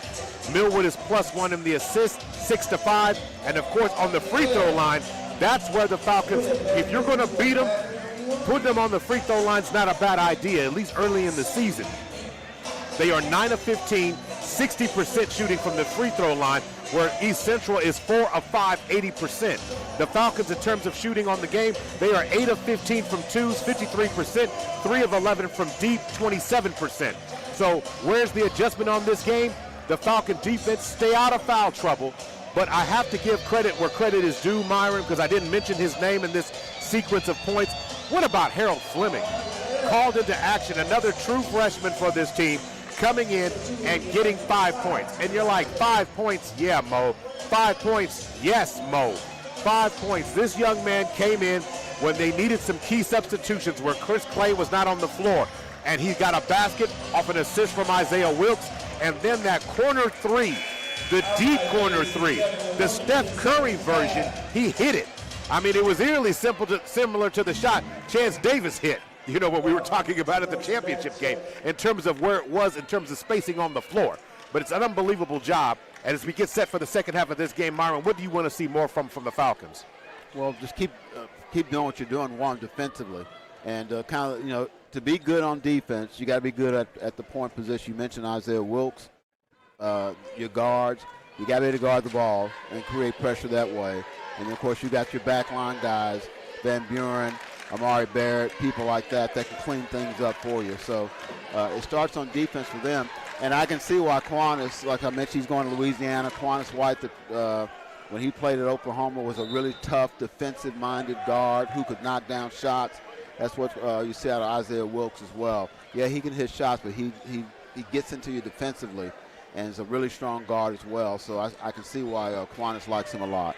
All right, Isaiah Wilkes with 11, we talked about hit. Javier Richards with 8, need to give him some love. And also Jonathan Van Buren with 6 of his own. Original Falcon starters on the floor right now. They're going to call traveling to call against Bruner. Bruner didn't like that, but that's another turnover in the game. And see if East Central can get themselves back engaged and make a push in this game. The lead is 9 by the Falcons right now. 7:54 to go in this contest right now. Chris Clay gets the ball inbounded right now. So going to the ball right now. Ball in the hands of Wilkes. Down to Amari Barrett. To the right wing to Van Buren. Van Buren over to Amari Barrett. And Barrett scores on the inbound pass on Douglas. Draws contact and scores. Yeah, he got deep post position. I mean, right deep in the paint. Both feet right in front of the basket. And was able to power through the contact for the potential three-point play. And Barrett's free throws are good. So knocked it down and going to work right now. Shot from the corner. And Nash knocks down another 3. He has 2 of those in the game thus far and gets the lead right back down to 9. Cross-court pass to Chris Clay. Chris Clay post up. Kissed the shot off the backboard, though. No good on the three-point shot. Rebound on the other end. Contact is going to be a block by Chris Clay. And on the other end, Barrett with the rebound. Isaiah Wilkes with the ball now. 7 minutes to go. Falcons up by 9. Inbound pass to Javier, who cannot cash on the alley-oop, but he gets the rebound. And on the putback attempt by Wilkes is no good. And Amari Barrett fights on the glass to get the rebound again. Amari Barrett making his impact felt immediately. He's active. He's a real active player on the boards, on defense. I mean, he's always just working and working and working. Offensive rebounds, defensive rebounds, keeping balls alive if he doesn't get it for his teammates. So Amari Barrett back to the free throw line he goes. 2 team fouls so far called against East Central. Substitutions coming in. Anderson is now coming in the game for Otamiwo, who picked up. That's his fourth. Not his fifth. So Otamiwo thought he fouled out, but he has not. This is his fourth. It was his fourth. So Deani Stiff is in the game right now.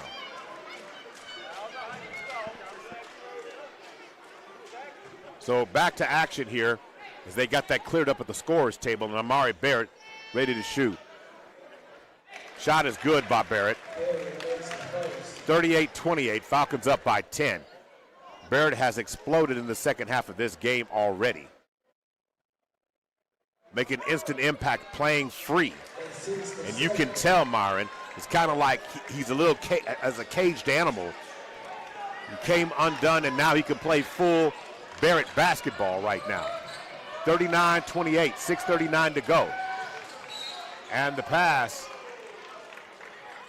Got a foul on the drive. Foul on the drive, driving to the basket. And the foul's going to be called against Chris Clay, his first. Team foul number 1.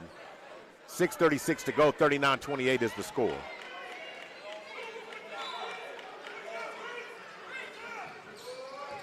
Ball inbounded. And underneath, they're going to call traveling against DeAndre Rhodes, and another turnover forced by that Falcon defense. The Falcon defense has been smothering right now.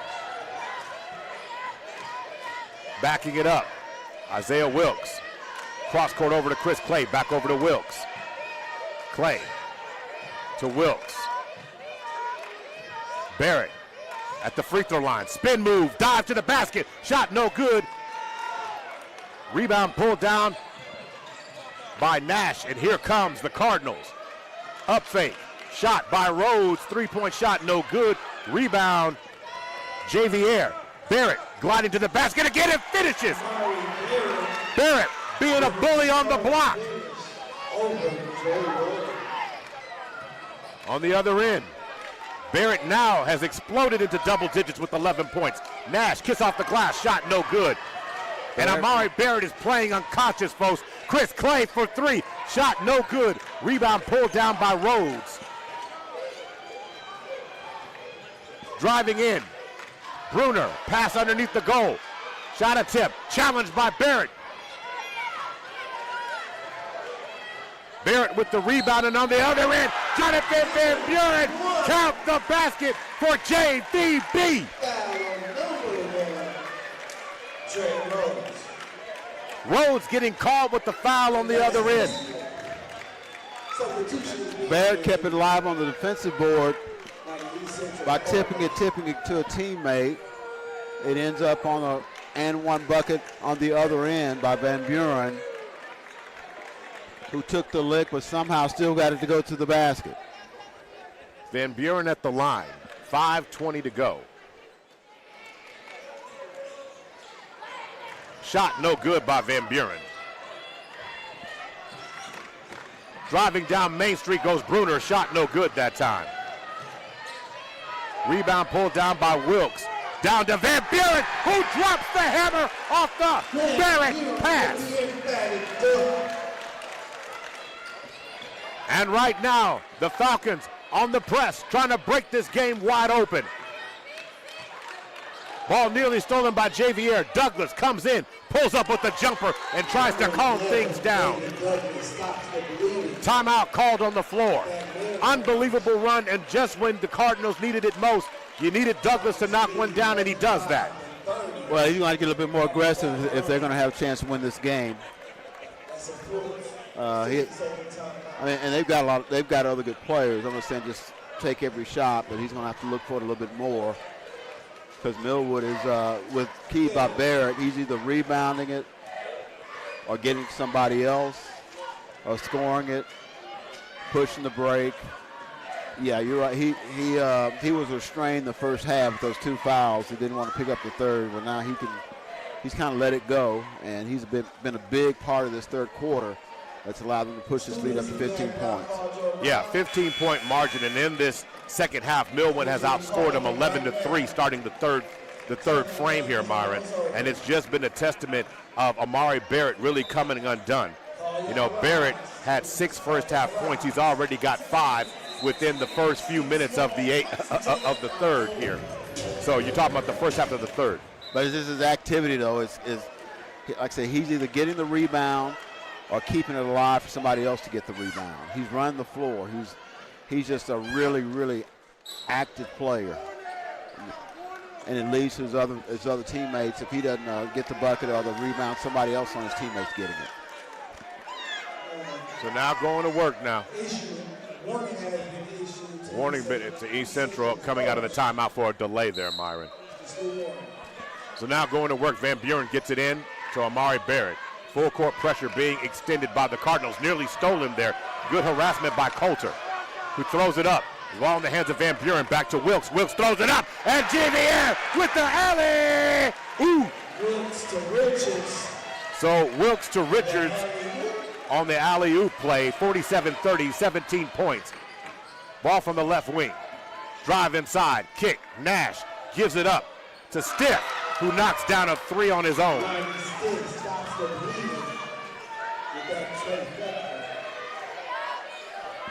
So as it stands right now, so 33-47.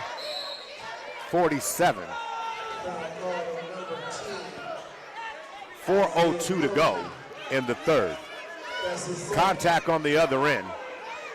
And it's going to be a baseline throw-in coming for the Falcons. Looks like they're going to let Isaiah Wilkes throw it in. He's into Chris Clay. Ball knocked out of bounds there by Coulter. 4 minutes to go.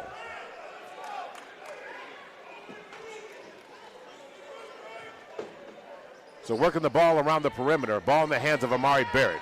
Hand off to Van Buren. Van Buren fires. Back rim. Shot no good. And it looks like they're going to call a foul underneath. Foul's going to be called against Barrett. So Barrett's going to be called for his third foul. Team foul number 2. 3 fouls, team fouls as it stands, or 4 team fouls as it stands right now for that. And it looks like the ball's going to get knocked out of bounds. It will be Millwood ball. 4 team fouls against East Central. Let me get that all the way out. Throwing it in is Douglas. Back throw to Brewer. Bounce pass over to the right wing. Bounce pass in. And they're going to catch Isaiah Wilkes. So Wilkes' first foul, 3rd team foul. Baseline throw in for East Central. Myron, 3:36 to go. Falcons continuing to smother on the defensive end and making all the shots, for the most part, difficult for the Cardinals. Yeah, it's athletic front line, guards that can guard. Ball back in the hands of Nash. Somebody needs to cover him. Nash, downhill, pulls up. Shot ricochets off the glass, no good. 2 shots coming.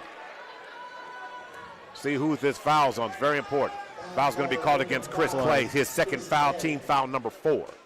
But to the free throw line goes Gregory Nash. I do believe Gregory Nash has 10 points in the game. And it's still 2 of those by 3. It's still only a 14-point game with 3.5 left in this quarter, so it's not, Millwood hadn't got it wrapped up. They've just taken control right now.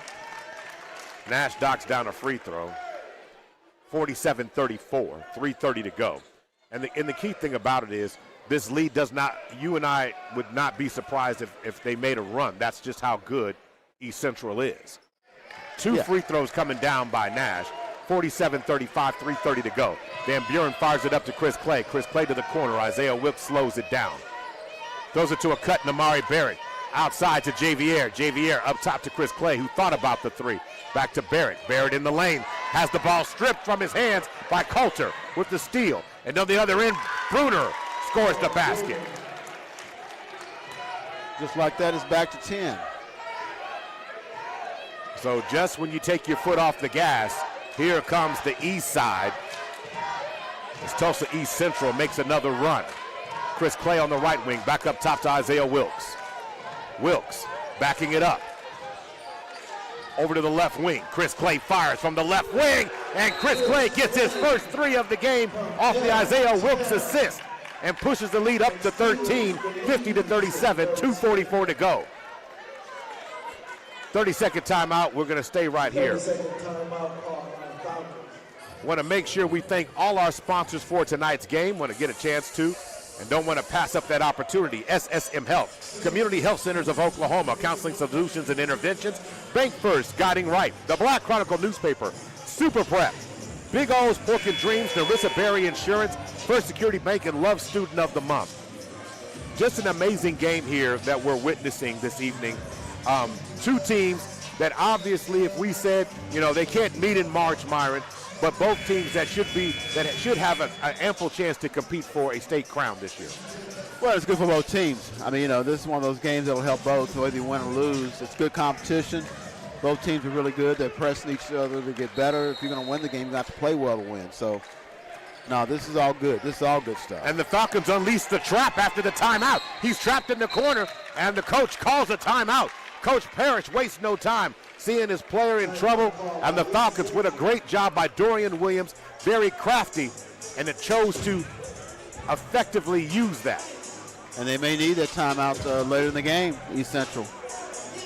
In a game like this, you absolutely have to have it. So 50-37 right now, 2:39 to go. So how we going now? So as it goes right now, they're trying to make sure that. So there's only 1 active timeout left. It's either 1 or 2 left for East Central. I'm trying to do my math right here now, Myron. 1 + 1 is 2. Okay. Or 2 - 1.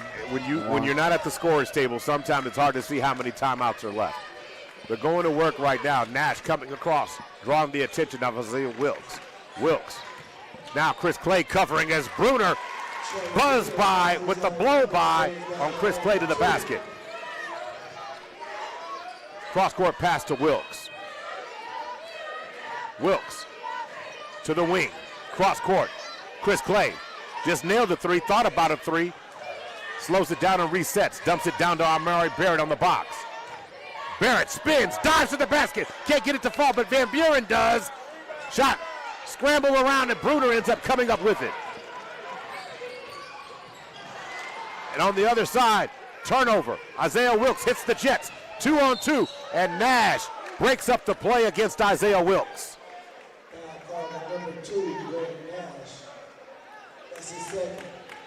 So Van Buren checks out of the game, and they're going to call on the freshman again, Harlem Fleming,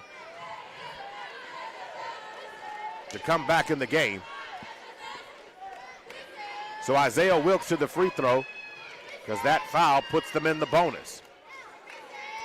Isaiah Wilkes knocks that down.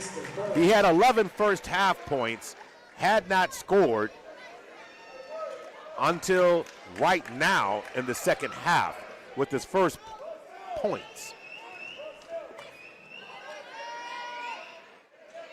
2 for 2. Isaiah Wilkes now with 13.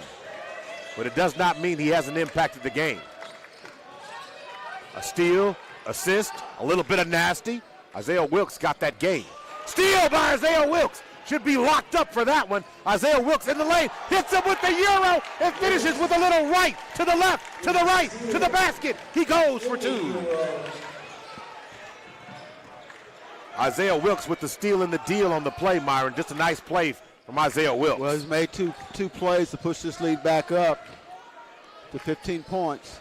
1:16 to go. Isaiah Wilkes with the burst. 4 quick points in the last 30 seconds. Ball stolen. Amari Barrett comes away with the steal. Barrett drops the hammer on the steal. Barrett is cooking in the second half, folks. Better get served.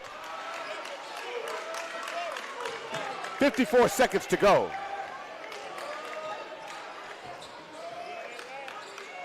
Handoff up top. Trying to find a little bit of daylight. Central's finding a challenge and driving inside and scoring. Happens to go. That one was Douglas for 2. But you've had your 2 guys, Wilkes and Barrett, make plays in the last minute and a half to push this lead give them back control by 15. Isaiah Wilkes backing down Bruner. 21 seconds. Over to Chris Clay. Ball in the hands of Barrett. And they're going to call Barrett for steps. He was bumped, but they called him for steps. I don't agree with that one at all. I mean, he was literally bumped there, Myron. They called him. Yeah, that's a pretty big call now. That they've got a chance. You got 12.7 left for them to get a bucket here. Javier steps out. Tariq Kaba comes in now. 10 seconds on the clock. Shot clock turned off. To the corner. Brewer for three. Shot no good. Rebound Fleming. That's the end of the third quarter with the Falcons lead 56-41. We'll be right back. Millwood Falcon basketball brought to you by Love Student of the Month, First Security Bank, SSM Health, and Love Student of the Month. Discover the culinary treasures of Black-owned restaurants with the new foodie edition of PPBC magazine. This special issue celebrates the remarkable talents of chefs and restaurateurs. Dive into one-of-a-kind recipes and inspiring stories that showcase the rich diversity and innovation within our community. Don't miss out on your copy. Available with the Black Chronicle newspaper or via email. Visit us at 1528 Northeast 23rd in Oklahoma City or call 405-424-4695. For more details, visit blackchronicle.com. Get your issue today and celebrate the flavors of our heritage. Welcome back to the Field House. Built on Franklin Spears Court. Maurice Prince and Myron Patton. Myron, what kind of fourth quarter do you think we're going to see of this one? Oh, I think it's going to be one of those fourth quarters of East Central's going to make a run. Millwood's going to lean on their two playmakers like we saw at the end with Wilkes and Barrett. And they've got others as well, but I don't expect East Central to fold. I think this is going to be an exciting, close fourth quarter. So you got Barrett, Clay, Bryce Brown on the floor, and Tariq Kaba right now, along with Harold Fleming on the floor right now. So Bryce Brown up top, looks for the screen. Comes back against the screen. Back in the hands of Barrett to the corner. Wide open shot by Fleming. Can't get it to fall. Rebound, put back is good by Chris Clay. And that's where the Falcons are getting it done tonight, Myron. Straight off the boards. They are outworking East Central. Three-point shot there by Rhodes is no good. Ball goes out of bounds. It will be Falcon basketball.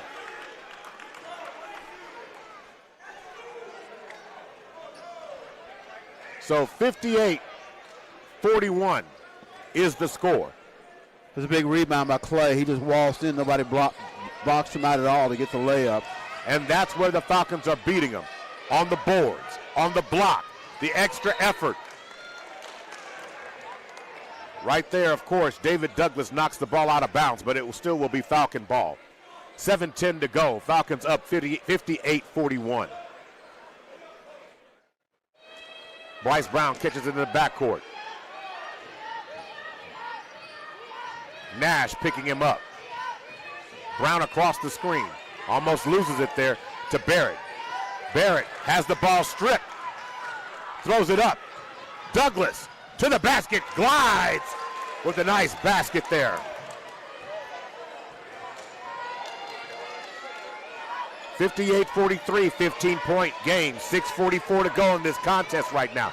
Bryce Brown across the context there, and contact is going to be made against Bryce Brown by Nash. He picks up a foul. First foul of the fourth. Pretty good pressure up front by East Central. So Bryce Brown, Nash, both of them had a little bit of contact. They're both trying to shake off a little bit of injury real quick. Barrett now working on the clock. East Central not challenging, so Barrett took a few seconds off. Contact underneath here. Looks like they're going to call the foul against, it's going to be side out. Foul's going to be called against Rhodes, who just picked up his fifth foul. Rhodes can't believe it, but his afternoon or evening is done. So into the game comes Deani Stiff.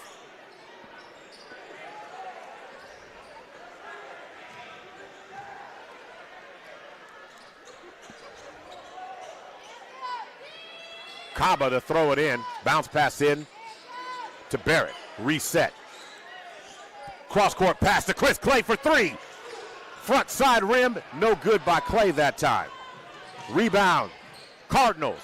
Stop and pop from deep. Shot no good from deep. Rebound. Amari Barrett. Kaba has it. Throw back. Fleming is cash. What a pass. What an assist from Chris Clay to Fleming. Otamiwo now back out to Douglas. 5:49 to go. Falcons in control. Nash looking for space. Kicks over to Brewer. Brewer fires a three. Shot no good. Rebound, Amari Barrett. Barrett in this game right now has got a double-double. 13 points, 13 rebounds, Myron. I would say he's got to have a lot of rebounds. He's getting every one of them, seems like. And they're going to call.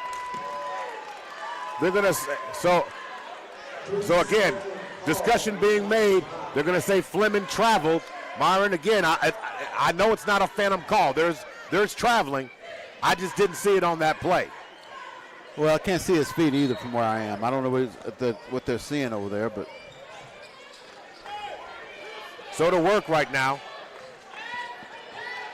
Douglas being covered by Barrett, not to Clay. He loses it. Ball goes pinballing around, and somehow, some way, Kaba ends up with the steal. Ball is on the block. Amari Barrett throws it up to Chris Clay. Chris Clay fires up from the left wing. Contact by Bryce Brown. So as it stands right now, team foul number 1 against the Falcons right now. So Chris Clay comes out. Van Buren returns. Tariq Kaba comes out as well. And Isaiah Wilkes is back in action.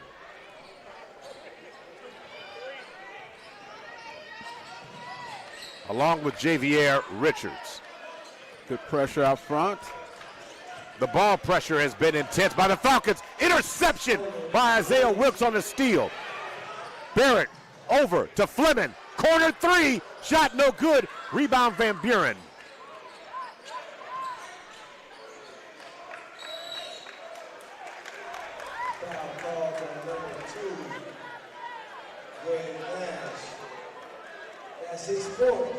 So as it stands right now,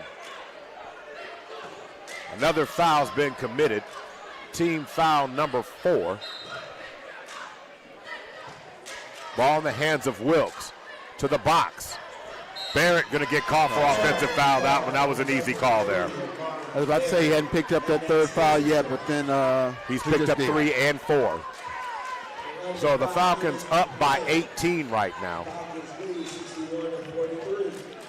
And right now, Amari Barrett's going to take a seat. Chris Clay returns. Working the ball around. Across the timeline goes Nash, being covered by Clay. The Falcons, and they're going to call a foul on the floor against Javier. No. On 21, it is Javier Richards. Picks up his second foul. Team foul number 3.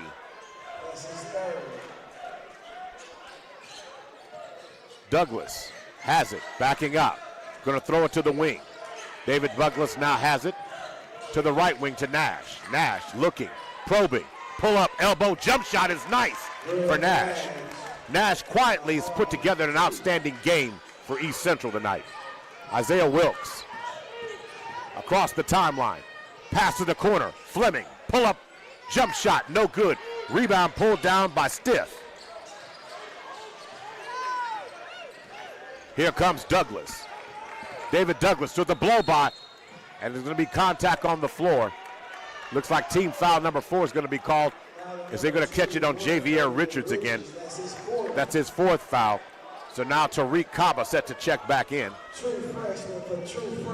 So he comes in for Fleming. Fleming with an outstanding game, 8 points, 2 rebounds.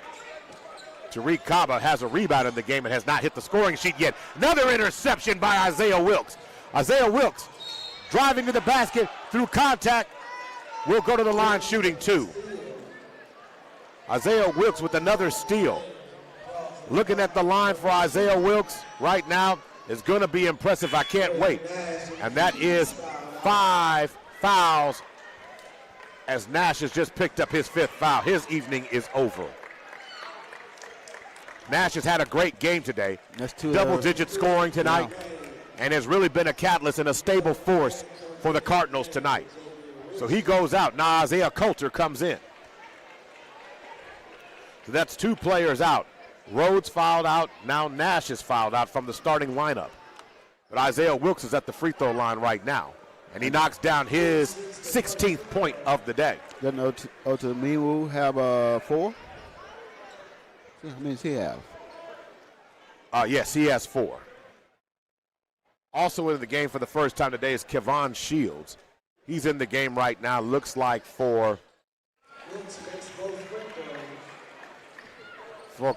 Chris Clay is out there. He's in the game for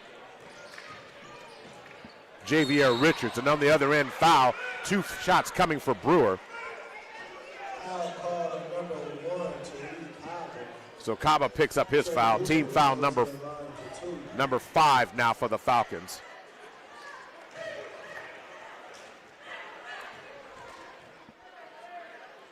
So shooting 2 at the line is Ricky Bruner, excuse me. Knocks down the first one. 63-46, Myron. The Falcons have just been outstanding in the second half of this one.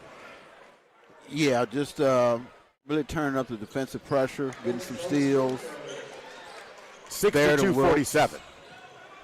Isaiah Wilkes now has it. Wilkes.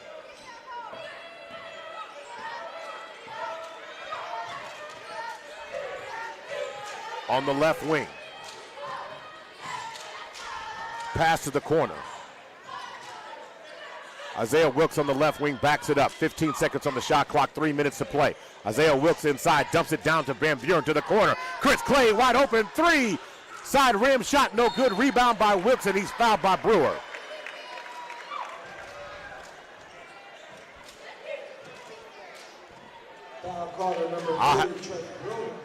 So I have to see here what Isaiah Wilkes is going to end up with, Myron. He's already, I can't see the steals just yet, but 16 points, 4 assists, and 5 rebounds is what he's got right now.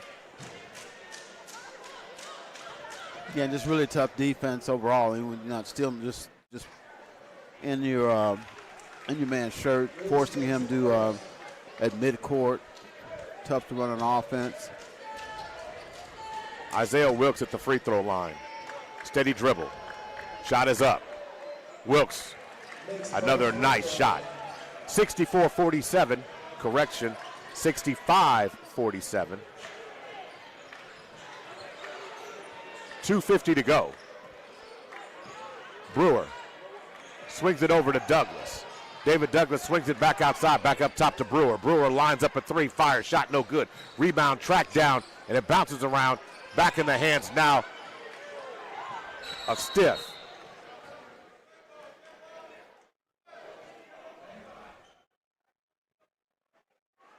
So they're saying run something. I'm not sure exactly, or reset the shot clock. So Amari Barrett able to return back to the game for Tariq Kaba. And coming out of the game is Kevon Shields. So on the floor right now, you've got Wilkes, Barrett, Clay, Javier, as Douglas lines up a 3 right there, and Van Buren on the floor right now. 65-47, Barrett bounce pass to Van Buren. Van Buren in the lane, turns and fires, and score the basket as Van Buren posts up on the box and draws the foul through the contact and score it for him. 67-47. The Falcons have pushed it up to 20. So Douglas has now picked up his 4 fouls. Myron, and again, there's been a lot going on in this game. And we can talk about it, of course, at the end of it. But the Falcons have outscored them in the second half, 34-22 at this point, as Van Buren completes the 3-point play, pushing the lead to 21 with 2 minutes to go. Ball in the hands now of Coulter, back to Bruner. Bruner back to David Douglas, to the right wing, inside the lane. And they're going to call a blocking foul, driving inside. Myron, you agree with that call? No, I thought that was an easy charge right there. And Javier Richards has just fouled out of the game. Man, I thought that's the easiest charge of the night.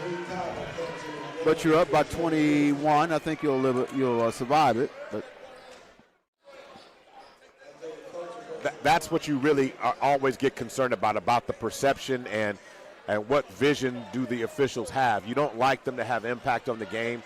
You don't want to talk about them, but in basketball sometimes with the freakish skills of these athletes nowadays, sometimes it can be a little difficult to keep up with what they're doing on the floor. So Coulter misses that first free throw. He gets another opportunity here. Tries to get it back down to a 20-point margin, and he does not. Rebound pulled down by Barrett. In the hands of Clay. Clay being harassed. Kicks it. Tariq Kaba for 3, and he knocks it down from the right wing. On the Chris Clay assist, Tariq Kaba now has 3. 71-47, 138 to go. And Tariq Kaba comes away with the steal. And Kaba goes to the basket. He cashes in on the steal and the deal of his own. Everybody gets some. Kaba now with the quick 5 points in the game, coming in the last 30 seconds. Bruner to the basket, contact, and draws foul from Kaba. Will shoot 2. 2 shots coming up. So Brown getting ready to check back in the game. And the question you have to ask yourself, Myron, about this team is whether these teams can develop the depth, meaning the girls and the boys, on if you have to go without key guys for some minutes, who can you rely on? And we're seeing that this team and Coach Dorian Williams has that same desire to put those guys in. And we saw some key minutes from Harold Fleming, the freshman. Bryce Brown is an excellent guy to come in, and also we have multiple guys getting ready to come in. Yeah, I think they've got some guys they can go to. I mean, that's one of the things, when Barrett got in foul trouble, they took him out, and they found some other guys to kind of come in. Of course, we're going to have some wholesale lineup changes right now. So Barrett comes out. Isaiah Wilkes comes out. Van Buren is out. So now we have in Manny Morales, Kevon Shields, and also looks like, who else am I missing? I think you got Donnie Bly out there. I do believe. I thought I saw him in the line, standing up, about to go in. Yeah, there's 35 out there. So Bly is out there, and we also have number 11 who's in the game right now to go along with Donnie Bly. So those are the players on the floor right now with 55 seconds to go. 3-point shot from the wing is true by Stiff. Pass up court. Shot from the left wing, shot no good that time.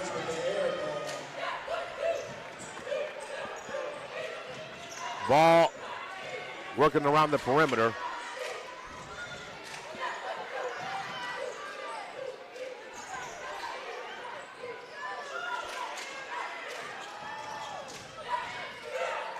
$18 seconds on the game clock, and contact's going to be made by Donnie Bly.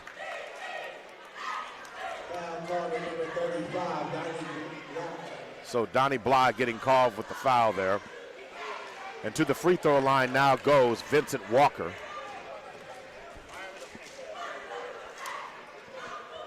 So going to work right now, 73-51, 22.4 seconds left to go here. And the shot is true by Walker.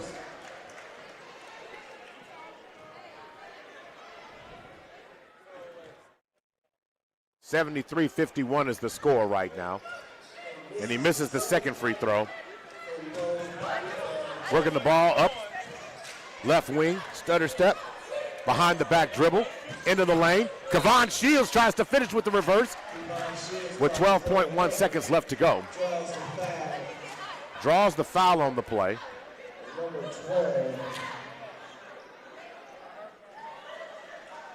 So 73-52 is the score. Shields misses the free throw. Just an amazing performance for a team. A lot, there's always a lot, but to go on when it comes to these games, Myron, but at the end of the day, it's about what you do versus, against your competition. And being able to be fundamentally sound is something that you have to do. Well, they've been a good team tonight by 21 points or whatever it's going to turn out to be. I think the Central's a pretty good team. And Morales is fouled, getting a shot up. And we'll go back to the free throw line now. So Manny Morales wants to get his number, get some numbers on the score sheet here. And he knocks it down. 74-52.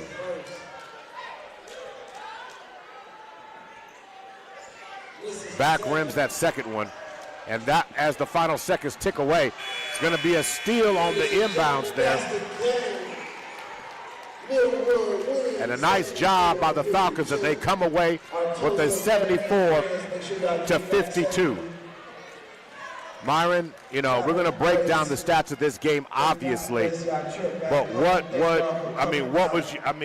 we've been talking about it all game, but what is your biggest takeaway from this one? Well, the biggest thing is that, one, again, East Central, I think, is a good team.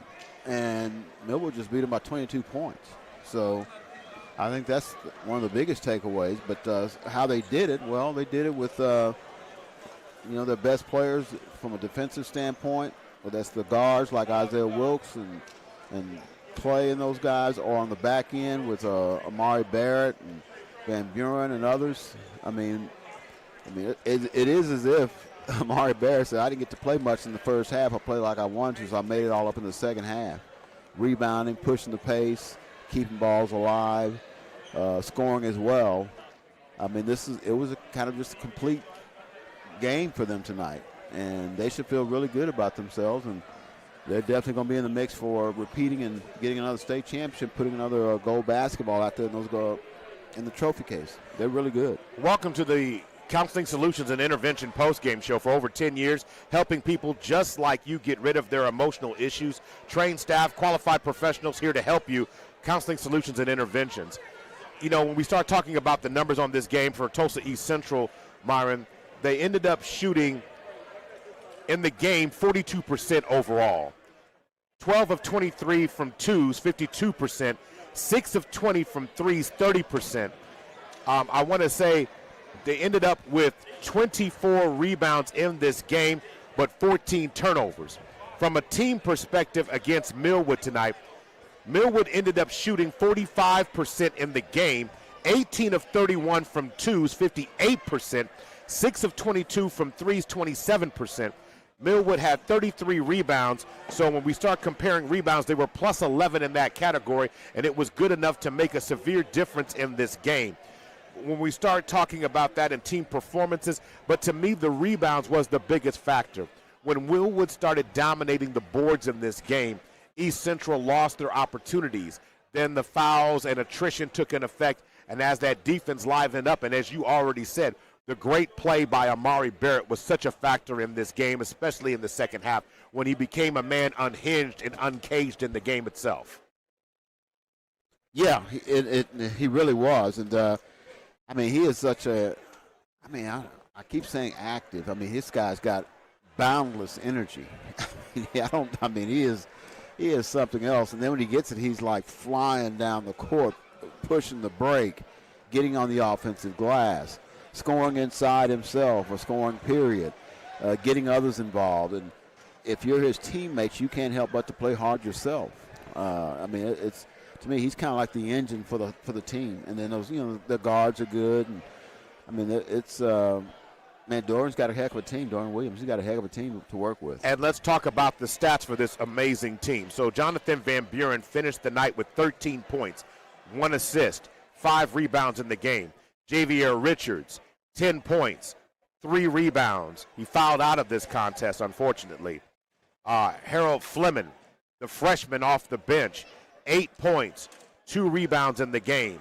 Then you're looking at Chris Clay, 5 points, 4 assists, 2 rebounds, and 1 block in the game.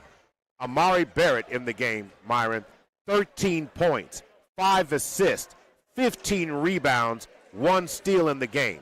Isaiah Wilkes, 19 points, 4 assists, 5 rebounds, 2 blocks, 4 steals in the game.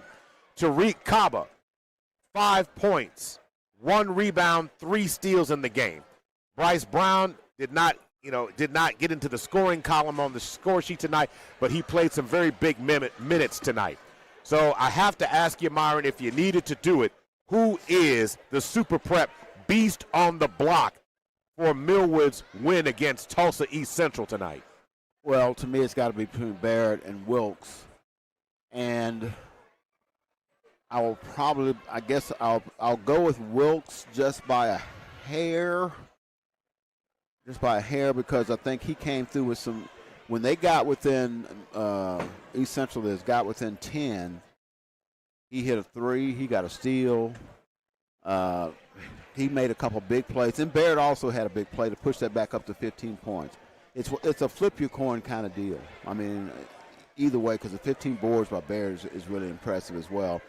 I'll go with Wilk just by a hair because of the 19 points. You mentioned the 4 steals, the assist, and really his on-ball defense. And even when you're not getting a steal or anything like that, just the fact the pressure he puts on the ball defensively really fouls up the opposition's offense.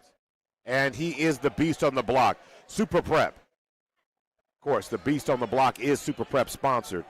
Premier sporting outlet in Oklahoma, covering hot athletes, the best athletes, the ones that are cooking, of course, in high school, college, in the city, state, and in the nation, and can be found, of course, on OKC Sports Radio 105.3. In tonight's Beast on the Block, by the hair, although Amari Barrett has more hair than Isaiah Wilkes. He got more hair than everybody in the whole in gym, man. Isaiah Wilkes will be the player of the game. So, Myron, as we turn away tonight, we'll be back here on Tuesday night as they'll welcome Dale. The Dale Pirates will be here on Tuesday night. And, Denton Forsythe. Yeah, so that's something you have to look at from that standpoint. But it's another matchup against another clash, if you will. But tonight, the 5A, 3A goes to both Millwood girls and Millwood boys, as the girls were victorious earlier tonight, and the boys finish off this game by the score of 74-52. He's Myron Patton. I'm Maurice Prince. Want to make sure we thank all our sponsors: SSM Health, Community Health Centers of Oklahoma, Counseling Solutions and Interventions, Bank First, Guiding Right, the Black Chronicle newspaper, Love Student of the Month, First Security Bank, Narissa Berry Insurance, Big O's Pork and Dreams, Super Prep, OKC Sports Radio 105.3, and, of course, OKC Heart and Soul 92.1 and 1140. Myron, any predictions tonight for the Thunder versus the Spurs as we get out of here? I think Wemby's playing, I do believe, for San Antonio. That's what I was told. I can't go against Oklahoma City, can I? No, you really can't, Myron. But I'm looking forward to the game. I hope I don't jinx them. If I do, I'm going to blame it on you. No doubt about it. So we're going to go ahead and wrap it up tonight. You've been listening to